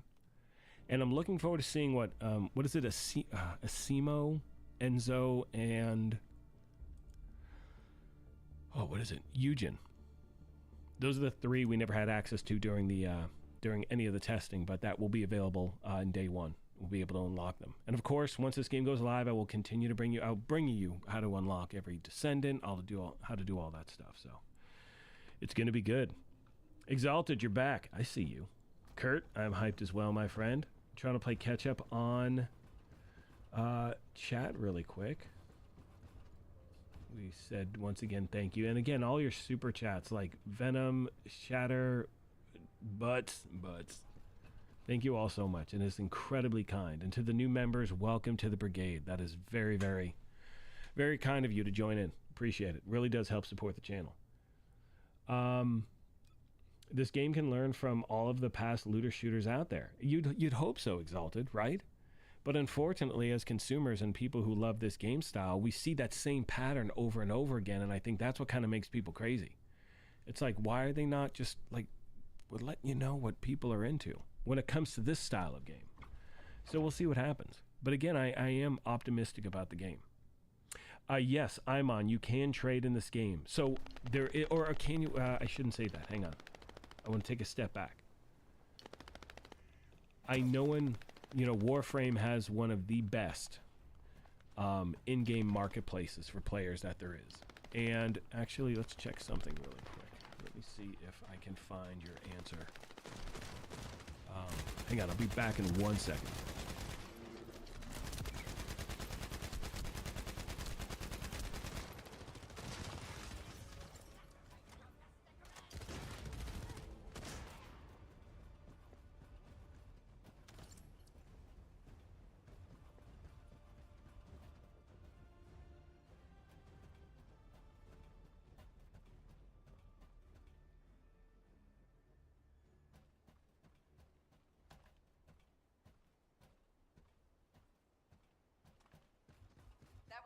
All right, so I can't. This is just a quick,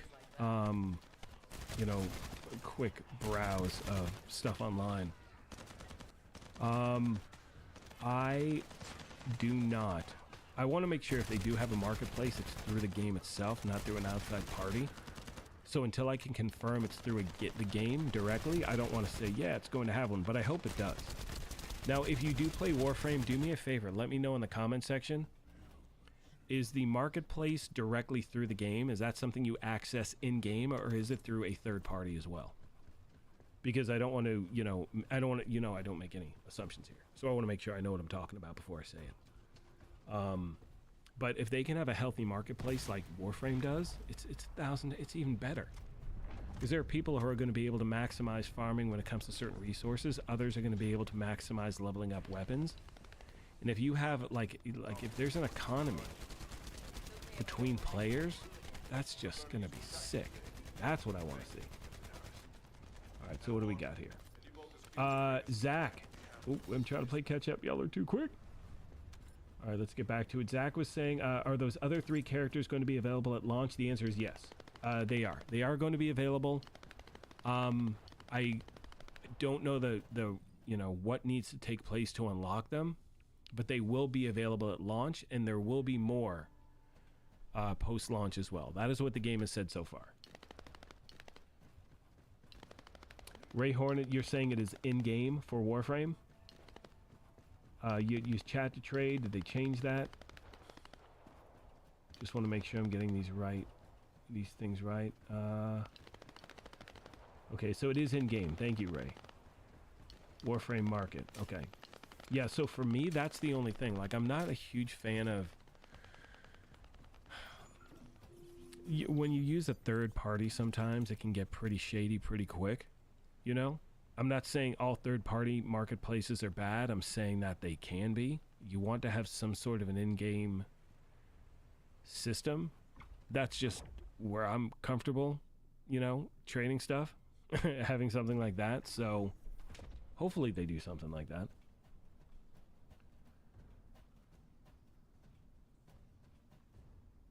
Okay, it is all in-game. It's in chat. It's in-game chat, and there is third party as well. So you can choose one or the other. Okay, that's good. Yeah, like an auction house. Here's what I'm saying. Whatever Warframe is doing, that's what people seem to love. So again, we've got that map in front of us. It seems to be pretty locked in. It seems to be pretty damn popular. Because what I've discovered in, you know, researching this game has been people, you are going to hear people continue to reference Warframe, and there's a reason for that.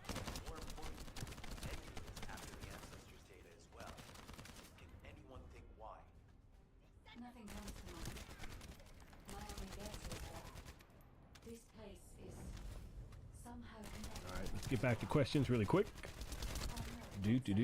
Soldier Boy saying sometimes games go far with the monetization and the game dies and then they revert to changes after it's too late. Hope that doesn't happen. That's exactly the biggest fear that I have with this game. You've heard me say, or if you're just tuning in and you haven't. By the way, if you're just tuning in, do me a favor, hit that like button really quick. It does help the channel. Deep, heavy breath.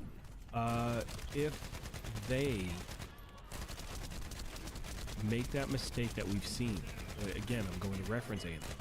Let's implement all these changes when it's way too late and no one cares anymore. The game is dead. Anthem 2.0 is the game we should have gotten at launch. We never got that game, and no one cared enough, and they didn't believe anything EA said, so the game died, and it was a really enjoyable game. The core mechanics were incredible. The game itself sucked. I had some fun with it. Did I get my money's worth? Not really. I was kind of bummed about that, but whatever. I mean, I can't complain. I kept playing, so whatever. Outriders. Once again, there was no real end-game plan. That's hard to... You can't really compare because they weren't live service. So that got things a little sideways, but again, too little, too late. We hope that, and I've said this, you know, numerous times in this live stream, yesterday's as well. If they actually, you know, focus on the gameplay and the gameplay alone, and this is part of the reason why I think they're doing PvE only and not PvE and PvP. They want to make sure that PvE co-op experience is as smooth as it can be upon launch. That way people are more inclined to continue to play, to enjoy their gameplay, to do all these things, and that's when the game is going to make money. You know, so again, that's our biggest concern. I think all of us as you know, fans of this game, or the potential fans of this game, you know what I'm saying, that they actually do, you know, the things that a game needs to do to keep players playing and engaged. You know, that's what matters. It really does. So yeah. Did I already answer? No, Lord. Hello, Lord Thursday. What's up, Lord?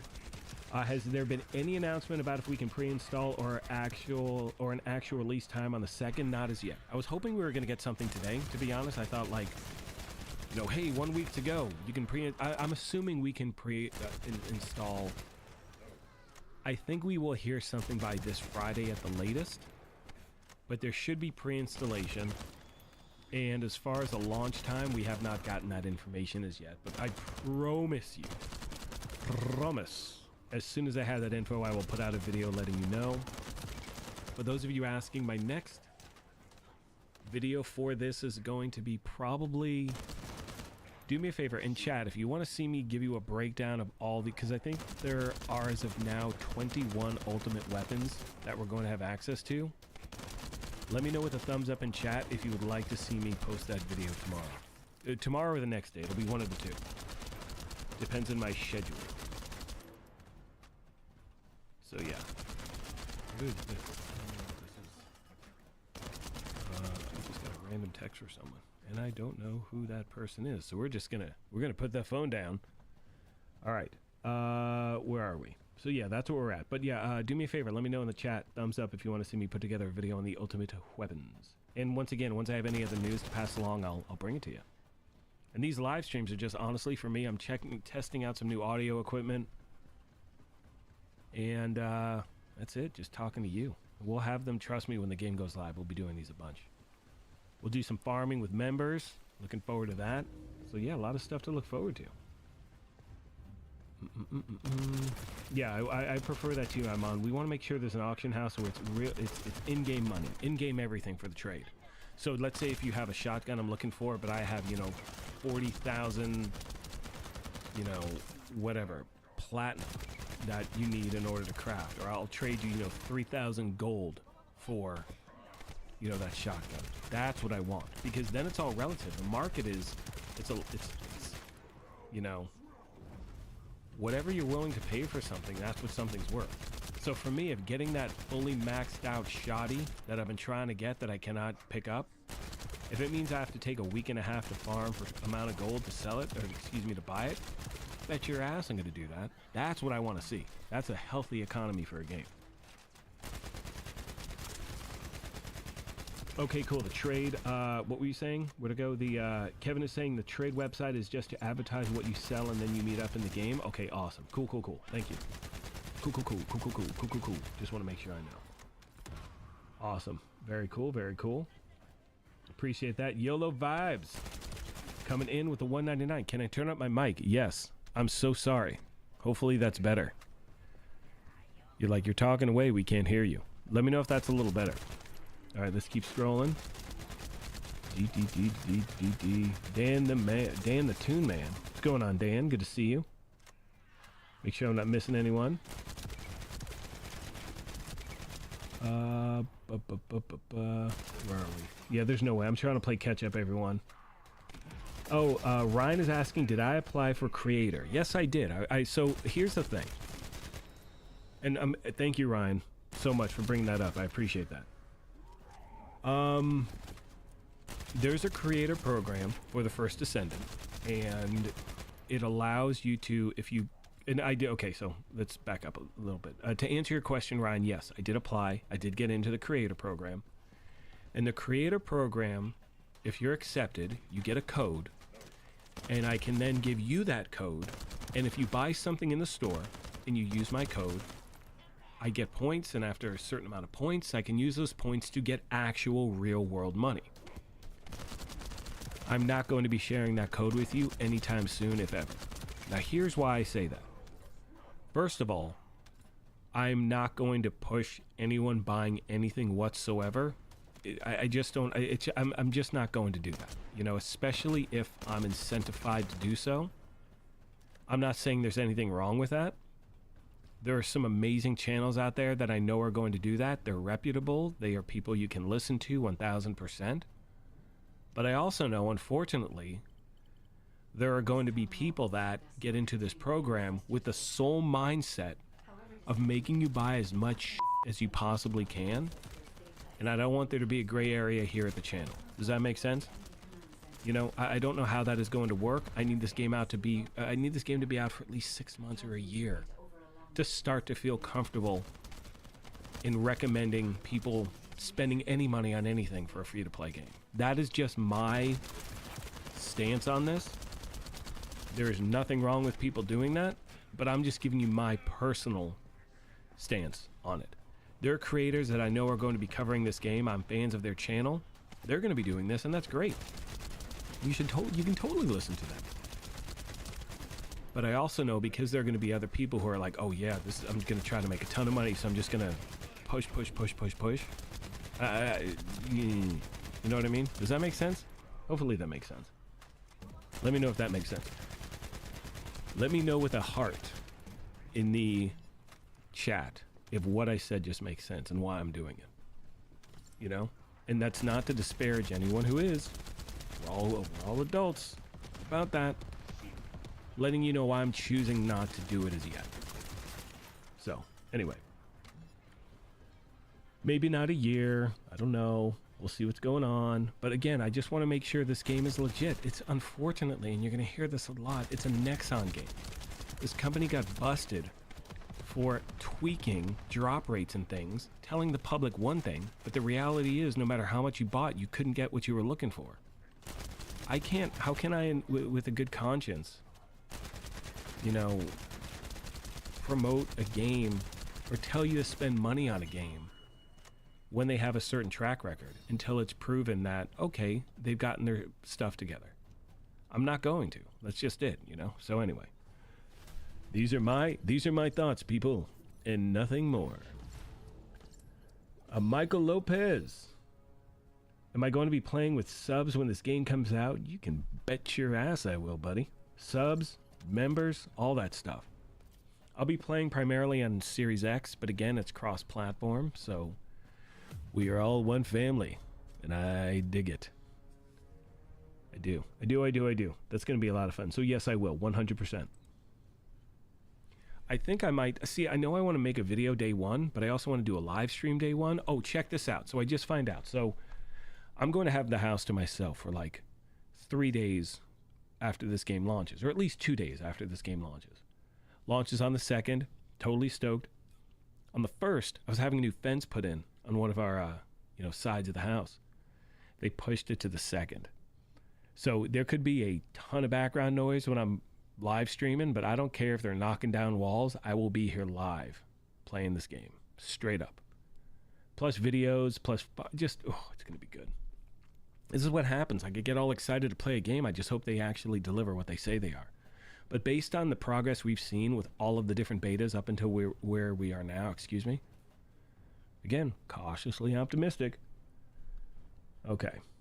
Thank you, Ryan. I appreciate that. It says, great answer. Yeah, I mean, that's just where I'm at. You know, I just want to make sure, where if you have creators that are incentivized financially to promote something, just know your source, right? Just know your source. Know the creator. If you know the creator, you trust the creator, you've been there for a while, totally square. But if it's something where it's a brand new person that you've never really followed before, give it time. Learn. Don't make a decision based off someone you've listened to for 2 streams, for 5 videos, for 10 videos. Do some research on the creator itself before you make that decision. For me, fan of Diablo. I know if Riker says something, all right, I dig that. I know if, Darth Microtransaction says something, okay. Rax, okay. I know, I trust, these are names that I trust. Random people in the community, I got to be careful. So it's one of those things where you just want to know exactly where you're getting your information from. So anyway, moving on. Enough about that. Okay, here we go. Even if the game bombs, it's my money. I wouldn't blame you. Yeah, no, and I get that, I'm on, but still. I mean, you know, just, again, I appreciate that. You guys are awesome. Okay, here we go. Grant. Ooh, a counter. I love it. Counter your stance for not giving out your creator code. You have built a community that wants to support you. You're just choosing an avenue to do so by not... Oh, you're just closing. I'm sorry. I got to turn that a little more. Let's start that again, Grant. Excuse me. To counter my stance for not giving out your creator code, you have built a community that wants to support you. Thank you so much, Grant. Are you just closing an avenue to do so by not giving it out? Not saying you're wrong. Grant, you're 1,000% correct. And that's what I love about this channel, right? But I've also made a commitment to you that I'm always going to be balanced. And to me, look, I don't know how much I could make. But what I know is $100, $200, $1,000 over time is not worth it if I'm not able to let you know, hey, this is what's going on. Totally hear what you're saying. Totally hear what you're saying, and I appreciate that. But you know, family first, baby. All right, where are we at? Watch out. I know. I'm telling you, Ray, unsupervised graybeard for 3 days. All right, so here's what I've said. I'm going to have, you know those Celsius drinks? I love those. The Celsius energy drinks. I'm going to have those, but I'll probably mix it with gin or vodka. Whatever. It's going to be a good live stream. Drinks. We're going cereal, pizza, and just that's it. Cereal, pizza, and drinks for like 3 days straight. I'm going to completely just pulverize my system by just drinking energy drinks with alcohol and then hydrating too, regular water, of course. That's how we roll. And yeah, that's it. Pizza and cereal. It's like the perfect gaming just trilogy. A part of me wants to go old school and get Mountain Dew, because when I was a kid, you know, it's like Mountain Dew and like video games. Oh, that's just how you roll. And Doritos. Now I'm starving. All right, let's get back to it. Thank you for all the hearts. Yeah, dude, Ryan, right? Am I right? So yeah, you follow Rax like the Bible. Rax knows. He's built that reputation. That's why there are a handful of people I can reference in that community where it's like, I know what they listen to. Like, I'm sorry, I know what they listen to. I know that they've established themselves as people who are truly dedicated to their craft of that game, who know what they're talking about, who talk about all sides of the coin, not just one. That to me is the most important thing. You know, that's what makes, in my opinion, a creator you can trust is someone who has established themselves as building that, you know, community around their channel. So thank you. That means a lot. Raheem coming in with a $10 donation. Thank you so much. Offering a code is not forcing anyone to purchase. It simply helps you and get something out of it. If you don't want to purchase, then you don't have to. 1,000%. Yeah, no. And no one's in dispute of that. This is where my stance is right now. And the main reason for that is because it's a Nexon game. That's all. I don't trust them yet. I need to, my trust needs to be earned when it comes to that company. And I'm saying this as someone who's never played a Nexon game before besides what you're looking at on screen. You know? I never played, oh shoot, what was the game? This way, Descendant. I can't think of the game that they're known for. Whatever, who cares? Anyway, the point is, I've never played one of their games before. And they're primarily known for PC and mobile games. I understand. They're fairly new at development for consoles, so there could be some bumps in the road when we start off, and that has nothing to do with the whole monetization thing.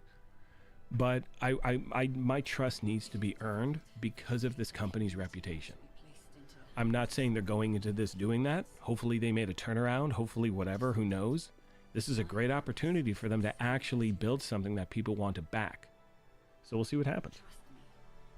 Do this, and Raheem, that is so kind of you. That was very, very, very, very generous. Thank you so much. Really appreciate it. Yeah, and by the way, no one ever feel inclined to super chat. You can if you want. I do appreciate it, but there's never any pressure or subliminal messages. Give me money. You're never going to hear that. Pay me now. What was that? Did you hear that? That was weird. Okay, let's get back to chat really quick. Mountain Dew Baja Blast with coconut. Oh, Ray Horn. I should be paying you for that recommendation. Let's need a sip of coffee after that one.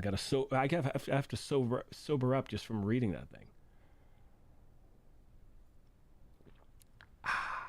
Code Red Mountain Dew. I gotta go old school. I don't know. It's weird, you have these memories as a kid. Like, yeah, I love this drink, love this soda, whatever. Then you have it later in life, you're like, man, this is dog shit. Like, this does not taste how I remembered. You know what's funny? Y'all remember Jolt Cola? What's crazy to me is that, the selling point was all the sugar, all this caffeine, all this stuff. Dude, Mountain Dew beat its ass down every damn time. But that wasn't really talked about because you're like, Jolt Cola. All right. Michael Lopez. No, you were the real one, my friend. Thank you. Appreciate you. Dragon Nest. Maple Story. Thank you, Kevin. Yeah, so Dragon Nest, which is great. Like, so, is it Tyryu? What is your thought of Nexon from playing Dragon Nest? Jesus, dude, what is wrong with me? Y'all are probably thinking he's drinking now. I swear to you, I'm not. I'm super tired, but that's it. I will tell you when I've been drinking, 100%. We're a family. You've been playing for 8 years. What has your experience been with that game? Would love to hear. They're a bit iffy. Okay, I'm seeing your answers.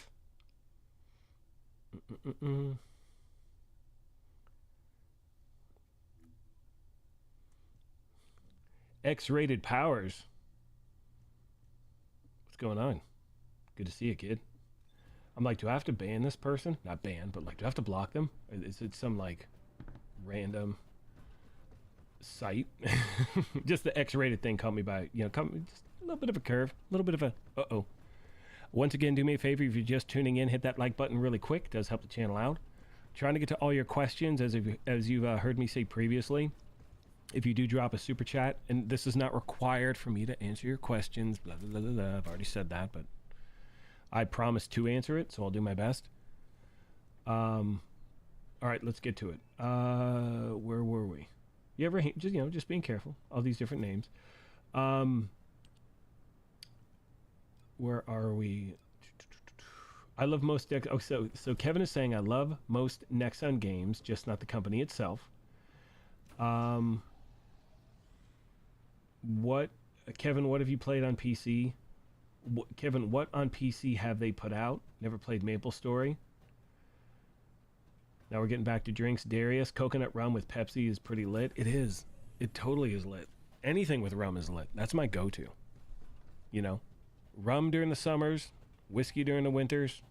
Yeah, I got it all covered. But anyway, moving on. Surge soda. Oh my gosh, I do. That's insane. Really great reference. Well done. Good stuff. Yeah, the cans were ginormous. That's so funny. Oh my gosh, I forgot about that. Big Tay, what's up? Good to see you. Gatorade and vodka, but be careful. Oh Lord. Yeah, no, there's no way. So I had a friend, Ray. It's funny because this friend of mine, let's just say they were not financially hurting in any way, shape, or form. Very wealthy individual. Long story short, they would only drink Gatorade mixed with Jägermeister. Okay? Lemon lime Gatorade with Jaeger. And they could afford to have a bartender travel with them anywhere in the world and just be on call nonstop, and that was their go-to drink. Whatever. No. Certain things I'm just going to stay away from. No offense, Ray. I'm not touching that Gatorade concoction. There's no way. All right, so anyway, moving on. Let's see. Different games that Nexon has put out. PC games. Finals, Dark Ages, Elseworld, Combat Arms. Tiryu is saying, back in my Dragon Nest days, Nexon did not care for the community. They just did what they wanted and whatever they filled their wallets. Again, this is why I'm skeptical. This is why I'm like, all right, let's just wait and see what happens. And that's, I implore you, my friends, just take that time, right? And we're going to get back into talking about the game. And not that we've gotten off of talking about the game, but do not buy anything until you know exactly what you're going to get for that purchase. Make sure you actually get it. Small quantities. Make sure you hear from people who are actually buying things. Do your research. Do your, all of that stuff. And know that here at the channel, if you do subscribe or join or whatever it is, I'm going to keep you up to date on everything going on. I'm not going to sugarcoat anything whatsoever. Especially if a game is taking advantage of a community, I can't tolerate that. Like, I lose my mind. So, again, I got your back. All right, let's get back to it. We're still on the drinks thing. Mountain Dew. Okay, Soldier Boy. Mountain Dew Sweet Lightning is good, but have you ever tried the pineapple soda called Cactus? Dude, Cactus Cooler. Soldier Boy coming in with a win. Cactus Cooler is the shit. I'm not bleeping that out. Cactus Cooler is so damn good. I need to have that in rum. I got to write that down. Hang on, we're doing this right now. Hey Siri, remind me at 3 p.m. to buy Cactus Cooler. Okay, it's set. Boom. Okay, we're good. Hello again to you, Big Tay. Good to see you. 7 more days, Elite Melon. Good to see you here, my friend. Very, very good. Very, very good. It's really at the very bottom. I'm just kind of scrolling down to try to catch up in chat. What this game can do, and we've seen this recently. We've seen games come out of nowhere that have just crushed it. And a great example, a perfect example, another great example of a game, and this game was not free to play, Helldivers 2. I think the price point, was it $30 or $40? Maybe 50? Let's say 40 or 50. It was around that range. All I know, people absolutely love that game, and they have, well, he's not the CEO anymore, but who was the CEO, who's now creative director or whatever his title is, I don't know. But what they did is they put that community first. And I know there have been ups and downs, but what I also know is that their level of communication and how they're responding to the community has been amazing. They do have those different packs that come out, and people buy them up. They can't get enough. They want to continue to support the game, That's what a company can do if they put the gamer first. So, in my thoughts, from what we've seen so far with this specific game, I'm going to take Nexon out of the equation for a moment. But with this game, they've continued to make improvements based on player feedback. We've seen that over the last 2 years. If they make the game, the gameplay, the farming, the end game, if they make that a priority, they will make their money through monetization. We've seen that happen with Helldivers. We've seen that happen with Warframe. You cannot have all these servers up for this long without making that. They're making their money. And again, with Warframe, we'll focus on that for a second. Bringing Nexon back into the equation, they have a lot of, they got to prove some stuff. You know what I mean? They need to. They definitely need to do that. So that's the holding pattern I'm in before I'm like, okay, boom, here we go. And as I've said previously, my goal is to play this game and not spend any money unless I choose to. So that's kind of what I'm going off of when we first begin. Okay, here we go. Let's get back to chat really quick. How am I on time? I've got about like 25, 30 more minutes. I think we can hang out for a little bit longer. Yep, so 7 more days. Can't wait, Elite. We are right around the world. Pal World, thank you. That's another great one. I think I mentioned that yesterday. Pal World and Helldivers 2. Just crushed it, as they should. I mean, that was, again, you're doing stuff the community wants. Looking forward to running with, oh yeah, we're going to, telling you right now, Ray, we're going to squad up in this game, 100%. Big Tay was $40. Thank you for that confirmation. So yeah, $40 game. And look what they've done. It's been amazing.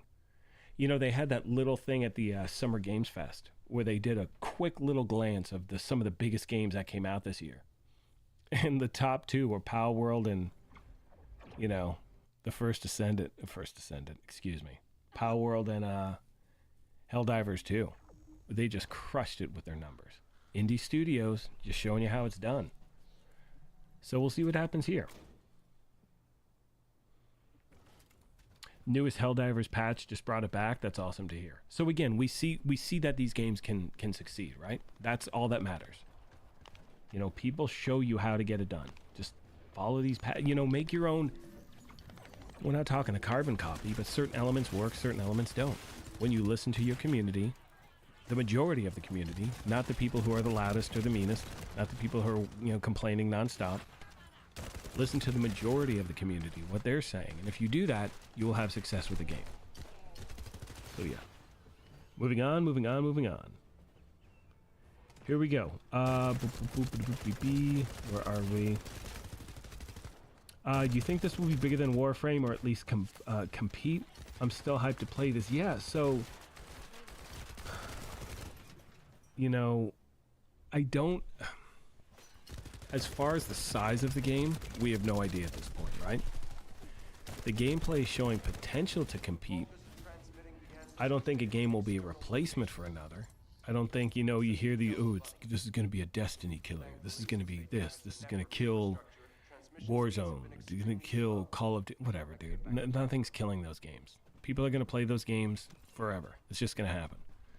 People are going to be dedicated to playing Warframe forever until the servers are up. Just like for me, I'm committed to playing Division 2. As long as those servers are running, I'm playing that game. When it comes to this, we see the potential. It's how they actually implement the gameplay itself, which is going to give the game legs or not. We've seen beautiful gameplay in the past. People jump in, then they bail after like 2 weeks. They're like, okay, I'm done. I've completed the game. Nah, I'm finished. What's great, again, free to play, cross-platform, cross-progression, PS4, PS5, Xbox Series X and S, Xbox One, PC, all of these, this is what this game is coming in with. That's a good thing. We just need the replayable game modes, and we're golden.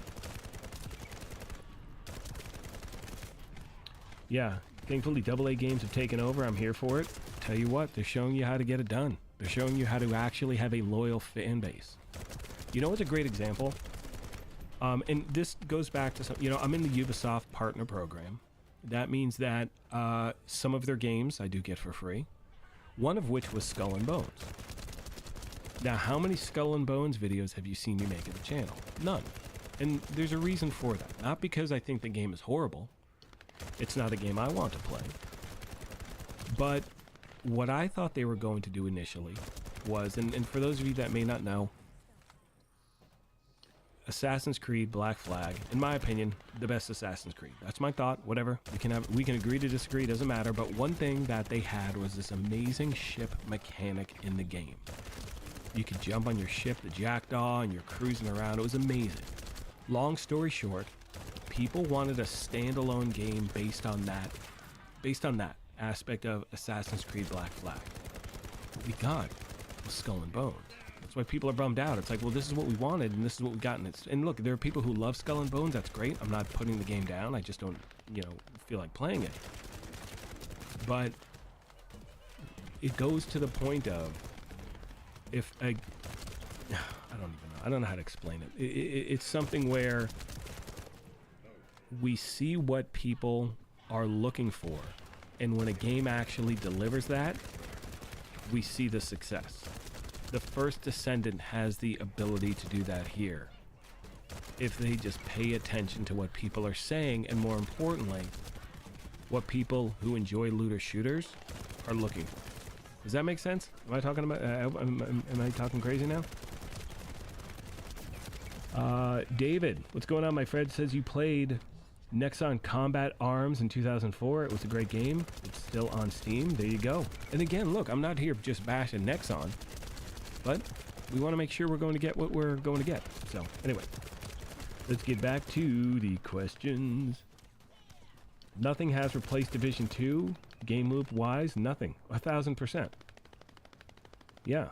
I mean, that's the thing. It's the reason why people complain about not getting new content in The Division 2 is because no other game is like The Division. There isn't anyone out there. There's just none. It's incredible. It's an incredible game. 100%. One of my favorite games of all time, without a doubt. We want to mix it up a little bit, right? Hopefully this game can give us that. This. What is this? Sorry, I'm trying to figure out. You know what? Give me 1 second. I will be right back, fellow Descendants.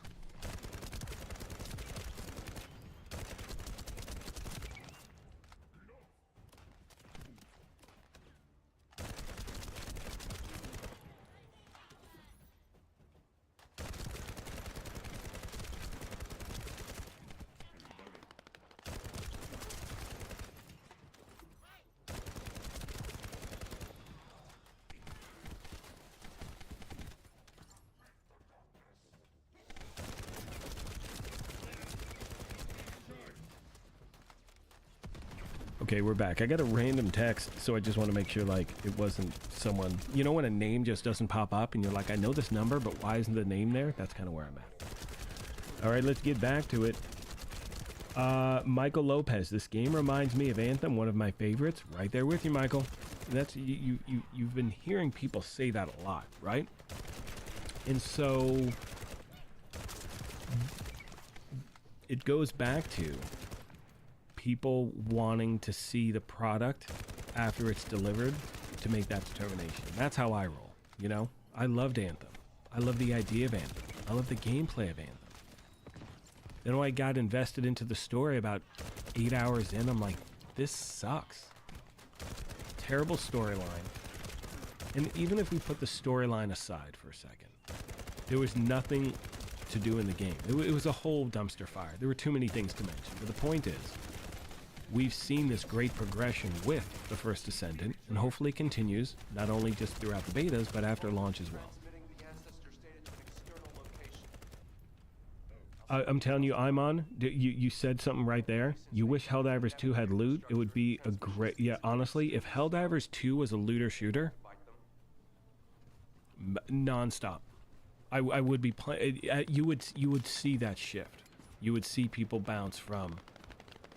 Not instead of, but bounce in between Division, Helldivers, things like that. But it's really tough to find this looter shooter to fill that void while we wait for new things for the Division. And in the meantime, hopefully this game is going to be it with the First Descendant. But yeah, I'll tell you what, lights out. If Helldivers was a looter shooter, oh dear Lord. And look, it's still a great game. But it's a very grindy game, and you can earn everything. And if you want to buy these different passes, you can do that, which is great. But yeah, it shows you these games can be made that pull people in. Helldivers 2 came out of nowhere. The first Helldivers was a top-down scroll. I mean, it was just it was insane how they changed everything. But anyway, moving on. The mead maker. Oh, we gotta hang out. Do you really make mead? Like, straight up? Anyway, the First Descendant was an amazing in the open beta. Totally agree. I had so much fun with the gameplay, and not only that, it was one of those things where... Okay, that's right. Hang on, I'll be right back. Hang on one sec.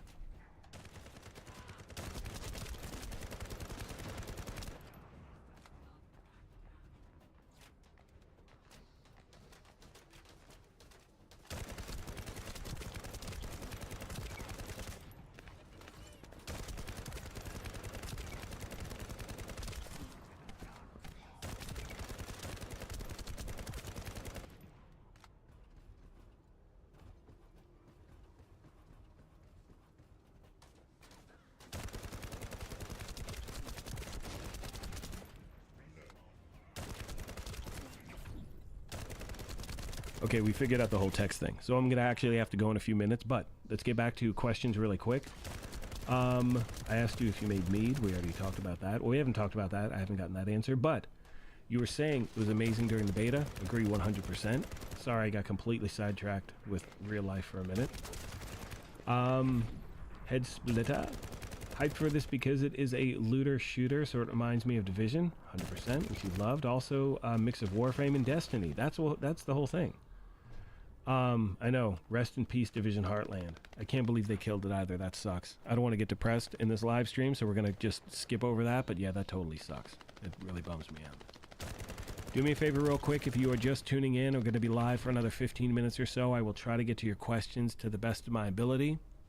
If I don't, I apologize. If you drop a question in Super Chat, I promise to answer it. That is not required for me to answer a question, obviously. But that's the only way I can really see it, because I'm missing a lot of stuff. I know I am. Hit that like button really quick. It does help out. We'll be going, I don't know, for another 15 minutes, something like that.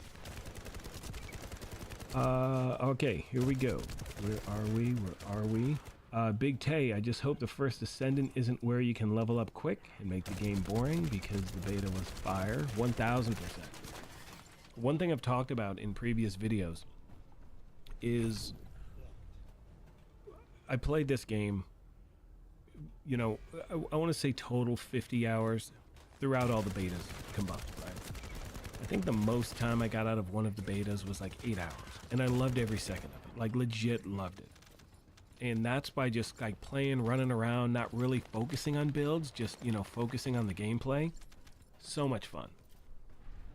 The challenge is going to be what happens when we're at that 30 or 40 hour mark, right? We've completed the story arc. We're truly in the end game. We've gotten our levels to max character, or one of our, you know, descendants to max. Do we have the desire to work on another? Do we see the point? Do we, you know, let's say if you've gotten Ajax to just maxed out. You've completed that. Are you thinking, well, do I want to do that with Bunny or Valby or you know, Jaybird? Do I want to? And as long as the answer is yes, that's when you're going to want to keep playing.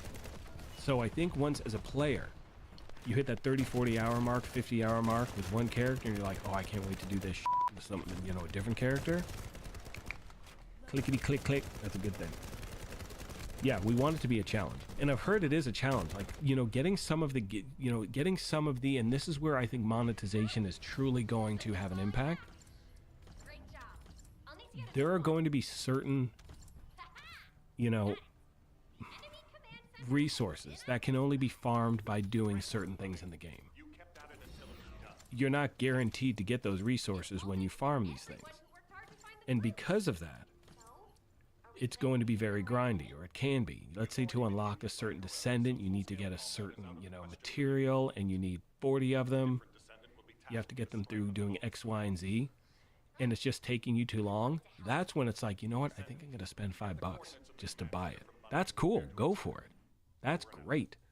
Then you can get your Descendant if you want. That is a level of monetization I'm very cool with. So I think there is going to be some challenging things in the game. And as you've heard me say, until we go live, I don't like to speculate on what those things are going to be until we actually have our hands in it. We've seen the bait and switch. We've seen the games say, yeah, we're not going to have any of this stuff. And then you launch and you're like, you just said. Like with my kid, right? Hey, buddy, empty the dishwasher. Yep, I'll do it right now. Come back 20 minutes later. What are you doing? Didn't you empty the dishwasher? Oh, I'll do it now. Like, but you just said that. Like, you just told me you were. So what the happened between then and now? What is going on?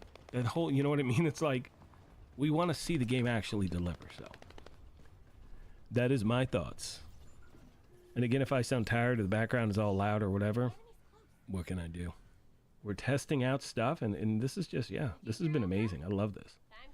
A lot of fun. And once the game is live, we will be playing and going over all the builds, you know, farming, all that good stuff.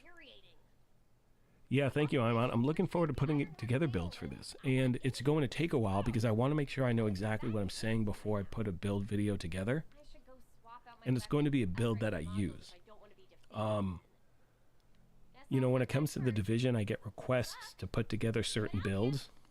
I'm like, hey, you know, do this, you know, I don't know, whatever it is, a certain style of build. And the only reason I don't do it is because I don't play the game that way. And I don't want to highlight a build I don't actually use. You know, but I'm looking forward to learning all the stuff here because, man, if you can really customize everything in this game to the level that they are saying that you can, oh, it's going to be good. It's going to be good stuff. Let's see what we got. Going to keep scrolling down. Again, if I miss your questions, I do apologize. I'm trying to get to the bottom now. We're going to start winding this down a little bit. Helldivers 2 is elite, 100% Big Tay. Yeah, if it was a looter shooter, that'd be lights out. Lights out if it was. Okay, here we go. Knight is asking, is there such a thing as squad difficulty scaling like the Division? I'd have to assume the answer is yes. There's gotta be. I mean, I'm again, it's an assumption. Once I know certain numbers and whatnot, you know, I'll bring you all that information, I promise. But there has to be some scaling. Otherwise, it's going to take you 3 seconds to clear something in a group. You know what I mean? So I'm assuming there's going to be. From what I've heard, there's a big jump in difficulty from normal to hard. And as of right now, I believe, and correct me if I'm wrong in chat, I think those are the only 2 difficulties they've talked about at this point, but I'm hoping they're going to be more than just the 2. You know, if in what from what I've heard as well is there's a big jump in how it feels going from normal to hard. So if that's the case, these builds in, you know, synergy in a team is going to be paramount. You know, when you talk about the Void Intercept battles, these big open world boss battles, they've made it clear it's not like just bigger bosses with more XP and they hit harder. It's going to take like a team effort to actually take these bosses down. Think about like raid mechanics, you know, in the Division 2. Things like that. So we'll see what happens. And I'm sure there are going to be ways to cheese certain things just like there are in every game. And they'll make adjustments accordingly. But I'm looking forward to that challenge, you know?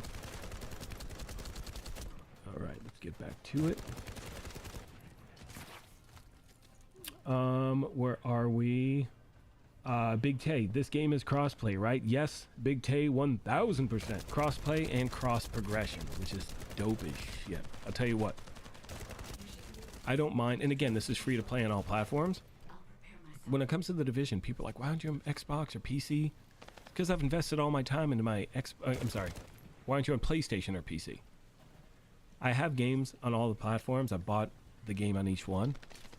But I put so much time into my, you know, Xbox character. I don't have any other time to apply it towards any other characters. That's why if you see in some of my videos, I'm shade level like 34. Because it's my PC or my PlayStation character. That's why I love cross progression.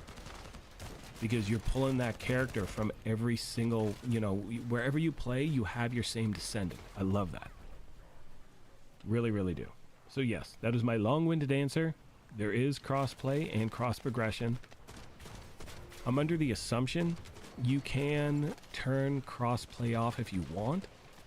So you just want to play with, I don't know if it's going to be as, you know, itemized as you can choose just Xbox players or just PlayStation players or just console and not do PC or vice versa. I don't know, but obviously once I have that info, I'll bring it to you. Elite Melon coming in. Elite, you are just a legend. Thank you so much. Very, very kind to you. So this is one thing, very huge, Elite, and we were talking about this earlier, and I'm glad we bring it up again. This is why I'm just like, okay, everyone pump the brakes, don't spend money, everyone take a breath. Nexon is Elite is saying, which we know, Nexon has been unfortunately known for, you know, reducing those drop rates secretly for some of the other games. It's good to be cautious. Maple, what? I almost said Maplethorpe. Maple Story. Whatever it is, who cares? Whatever. Their whatever game, that's exactly what they did. They said to you, hey, buy this cash. Buy this loot chest. Buy whatever it was. And your drop rate is going to be this to get this weapon. This to get this item. This to get whatever you get in Maple Story.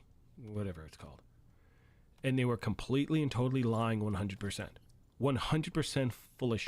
Like, that's why it's like, okay, it's Nexon. That's why you hear people say that.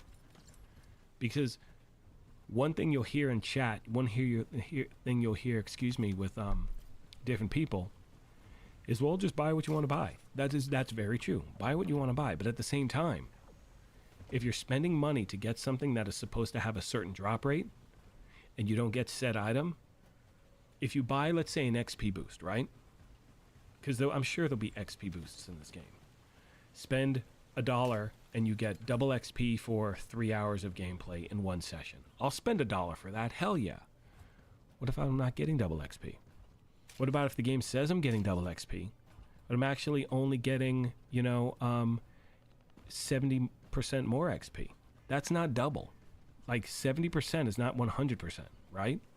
That's what this game is known for sometimes. And that's why you want to be cautious. So trust, if you're going to do certain things, do a little research first.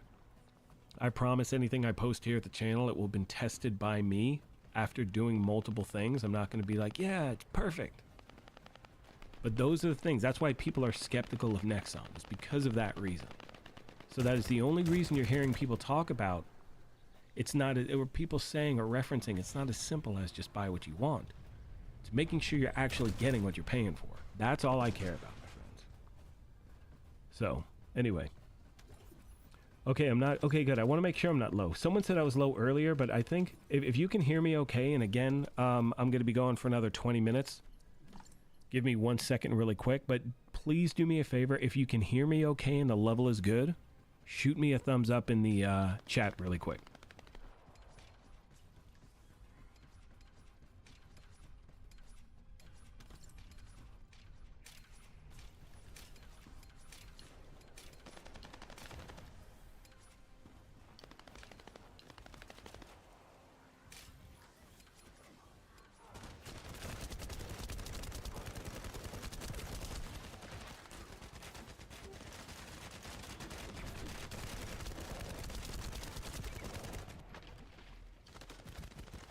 Alright, sorry about that. Alright, let's get back to it really quick. Alright, we got thumbs up. Awesome. Good sauce. Okay, let's get back to it. Is PS Plus required? Raven, I'm so glad I caught that question. Great question. I do not know. Now you're thinking, well, thanks so much for that insight. I'm glad I asked. I do. So typically when it comes to a free-to-play game, you are not going to need either Xbox Live or PS Plus. That's usually the case. Been trying to find that answer online. I've seen different answers, so until I know directly, like, from the game, I don't want to, give you a right or wrong answer. So typically for a free-to-play game, you do not need it. You're going to need some sort of an online connection if you want to do multiplayer, that's for sure. But whether they are going to force you to go through their system to do so, I do not know as yet. But once I do, I'll let you know.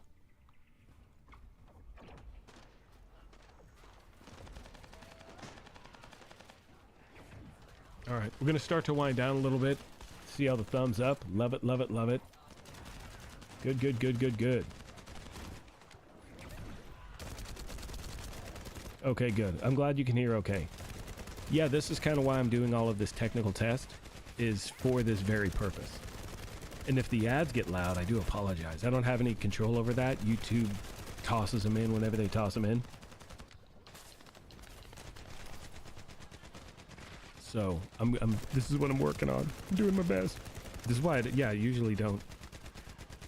There's going to be a lot more live streams. And look, I want to live stream The Division. I'm just really honestly not playing as much as I used to. But I'll be live streaming that again as well. Someone asked that question. I promise that will happen. My wonderful fellow agents and upcoming Descendants. So as I start to wrap this thing up, do me a favor. Once again, let me know in chat, who are you going to play with on day one? Like, okay, let's fast forward 1 week. We're now jumping into the game. What Descendant are you picking first?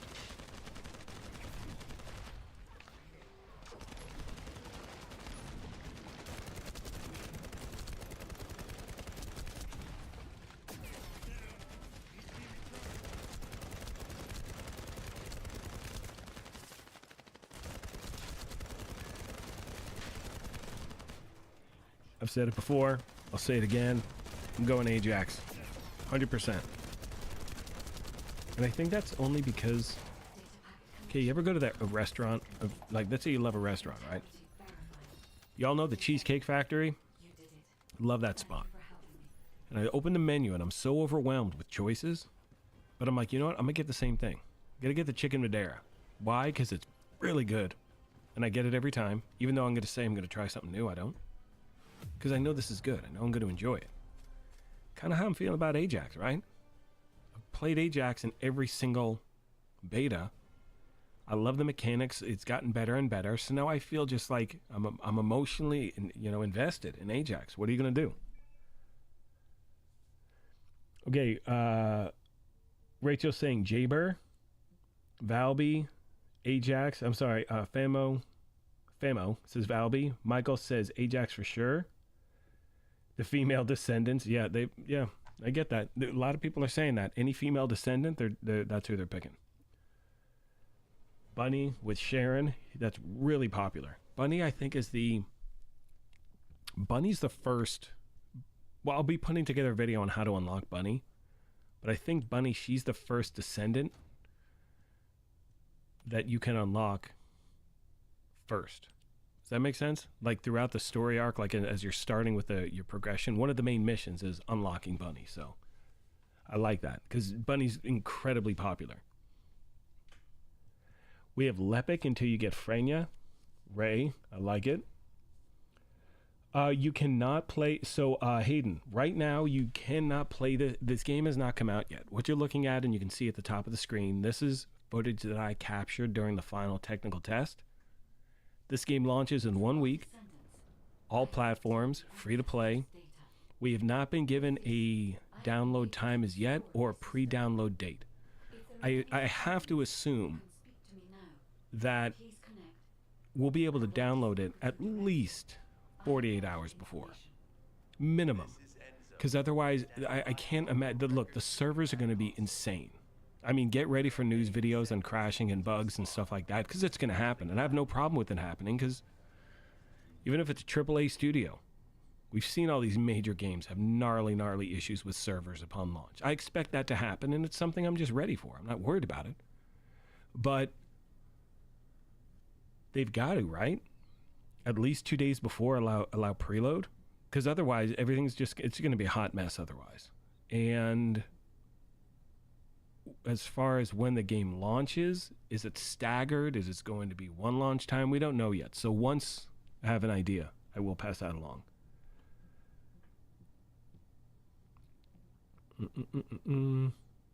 One of the dudes is a fire guy. Isn't that Blair? Is that Blair? I think so. I think Blair's the fire guy. Pretty sure. Yep, there we go. Ray. Look at Ray. Ray, why am I even here? Guess what? Ray is taking over. Ray, you're in charge. I'm out. Appreciate you. We have Viessa. Yeah, there's good stuff. And I think, again, what's great is as I start to wind this thing down, what I love is that when a game's done right, and again, I can easily use the Division 2 as an example. If I'm running Legendary and I'm using matchmaking, I'm rolling in with a skill build or a tank build. Because I know by the time I show up, someone's already got a DPS build going. That's going to happen. And the fact that with the First Descendant, you can truly have a character that encompasses a specific style of gameplay, that's what's amazing. Now, each Descendant is going to have multiple loadouts. We need to see what's going to happen when the game goes live as far as when can you actually change your Descendant in-game. Once you commit to a mission, I assume you've already committed to that Descendant, so you can't just go, oh, wait, you know what, I changed my mind, I want to be so-and-so. Maybe you can before it begins, I don't know. We'll see what kind of happens. I mean, these are questions that I know you want answers to, and I want to actually have the right answer before I'm just like, yeah, do this on the fly. I don't know yet. But these are all things that, let's say if that's not the case, these are things we want to see the game continue to implement. You know, being able to, can you switch Descendants that say before a mission starts? Where do you have to be to switch Descendants? I've only focused on playing one Descendant at a time, so I don't have that answer. If someone knows, let me know in chat. But these are all things that can just make gameplay that much better. Can we see flying Descendants so we will fly around? I don't know. So, Ryan, if you're thinking that... So here's the thing. So if it's 3 a.m. Eastern, which is 12 a.m. Pacific, Universal, that means everyone's getting the game at the exact same time. Which would be awesome. Which means that there's going to be some major server madness. So just be ready for that. 1,000% that is going to happen. But just expect it. People are going to be waiting to get in. We'll see what happens. But we will be there together, my friends. All right. Let's start to finish this up. Where were we? You played Cyberpunk day one, forgave them for the bugs, just kept playing because it was a good game. Yeah, I couldn't get past the bugs. It was so bad for me. It was so bad. I actually got a refund for that game. One of the rare games where I'm like, I'm just not even going to attempt it. Because that was a hot mess. And that's the kind of game that just pissed me off. Because you sell it one way and this is what we get. And you knew what was going on behind the scenes, yet you gave it to us this way anyway. Shame on you. But that's my own thing. I should have given it more time. Or I should have tried to revisit it, but, you know. Oh well. Oh well. Okay. Hayden, I'm right there with you. Can't wait to play it on July 2nd. We are less than 1 week away. Got a lot of people going with Bunny. Yeah, Cyberpunk would be amazing with open world co-op, 1,000%. Lab is saying you feel some Anthem vibes on this one. Hope I'm wrong. I hope you're wrong as well. We hope we're all wrong with that. And there's a reason why we all have that mindset where it's like, man, this reminds us of. We got an Anthem vibe. We have an Outriders vibe. Best thing, as I start to finish up, free-to-play game. Don't spend a damn thing until you know you like the game. Do you want to invest in the game with your time? If you do, and if you choose to, that's where you make that financial investment. You know? You don't want to farm for something for 4 hours to get, you know, a certain material to upgrade something, and it costs you $1. Or if you want to get an XP boost for 3 hours and that costs $1, buy it. It's great. Just make sure you're actually getting the XP you're supposed to. And that's kind of where, you know, as I wrap this up, that is my only concern with Nexon and with a free-to-play game, is that they're known for the bait and switch. We want to make sure we're getting what we're getting. Before you buy anything, make sure you do some research, right? Okay, that makes sense. That is my final statement on that for the day. All right, everyone.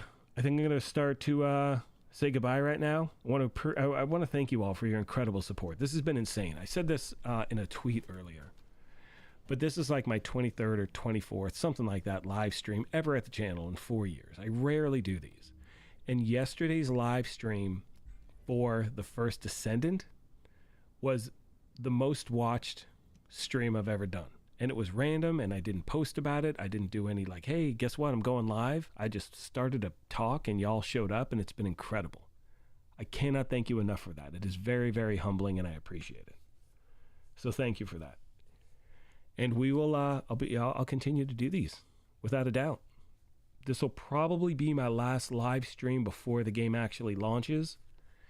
If you happen to be new, make sure you turn on those notifications, hit that sub button. If you want to help support the channel, there's a link at the very top of this chat. You can click on that, you can join. No, it is not required in any way, shape, or form. But again, if you want to help support the channel further, you can do that. But turn on those notifications, hit that sub button, because we're going to be covering this thing from top to bottom when it launches. Everything. Without a doubt, 1,000%. Terrence is asking, do I think the story will be lengthy? I don't know, Terrence. I wish I knew. I don't know how far the story arc goes along. Does the story arc take us through all of the different sections of the map? It could be lengthy.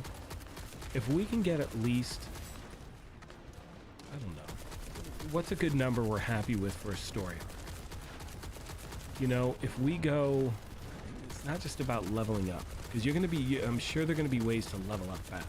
But as far as the story is concerned, I don't know what to compare it to, you know?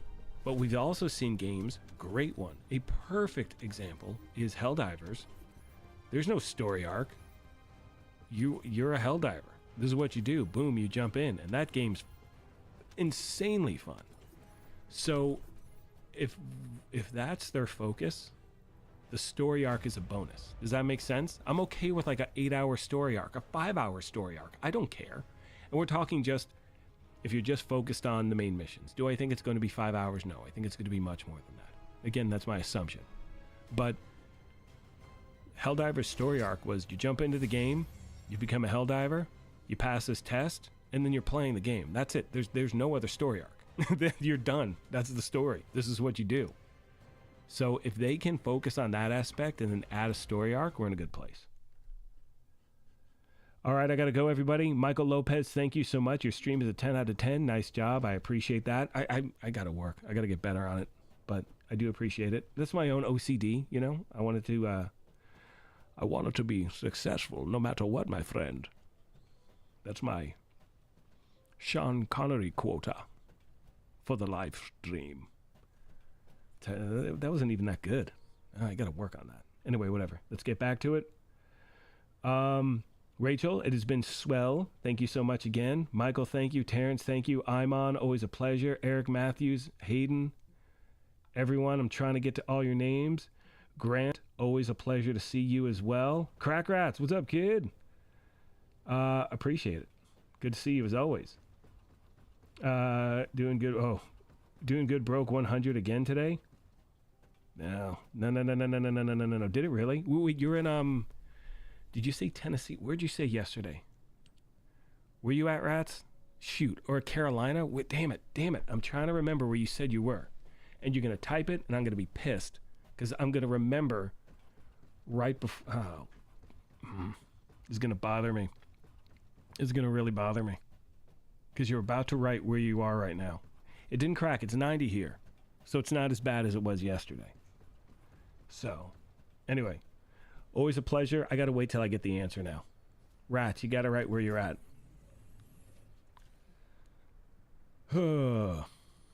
Identity, what is up, kid? Identity is in the house. Good to see you, my friend. Fellow Division 2 content creator. Thanks for swinging by. I'm sorry you're catching the tail end of this. But yeah, I got to go. I got to go get the kid from work, run a few errands, and start to cook dinner. That's how we roll in this house. Tennessee. I wasn't even close, man. What did I say first? Did I say Tennessee first? I can't even remember. I'm a hot mess. I know I said one of the Carolinas, but what did I say before that? Whatever. Who cares? Everyone, I got to go. I want to thank you so much for the absolute privilege of your time. To all the new members that signed up, thank you so much. Everyone in Super Chat, you were so incredibly kind today. Again, thank you. I think, let's see what happened. I want to actually look at something really quick. Let me go to some analytic real quick on YouTube. Keep it short. We just, we've gained 60 subs from this live stream. That's insane. Y'all are out of your mind. I appreciate you so much. Thank you so much for becoming a part of this gaming family. Can't wait to see you in the next one. This will probably be, I say that now, but who knows what will happen at the end of the week. I may do another live stream Friday or Saturday as we get even more amped up for launch. Thank you so much for the privilege of your time. I'll be putting together another First Descendant video tomorrow. We'll be talking about either all of the Descendants or all the ultimate weapons. Thank you again. I sincerely appreciate you. And as I mention at the end of every one of these, take care of yourselves, be kind to each other, and we'll talk to you soon. Thanks again, everyone.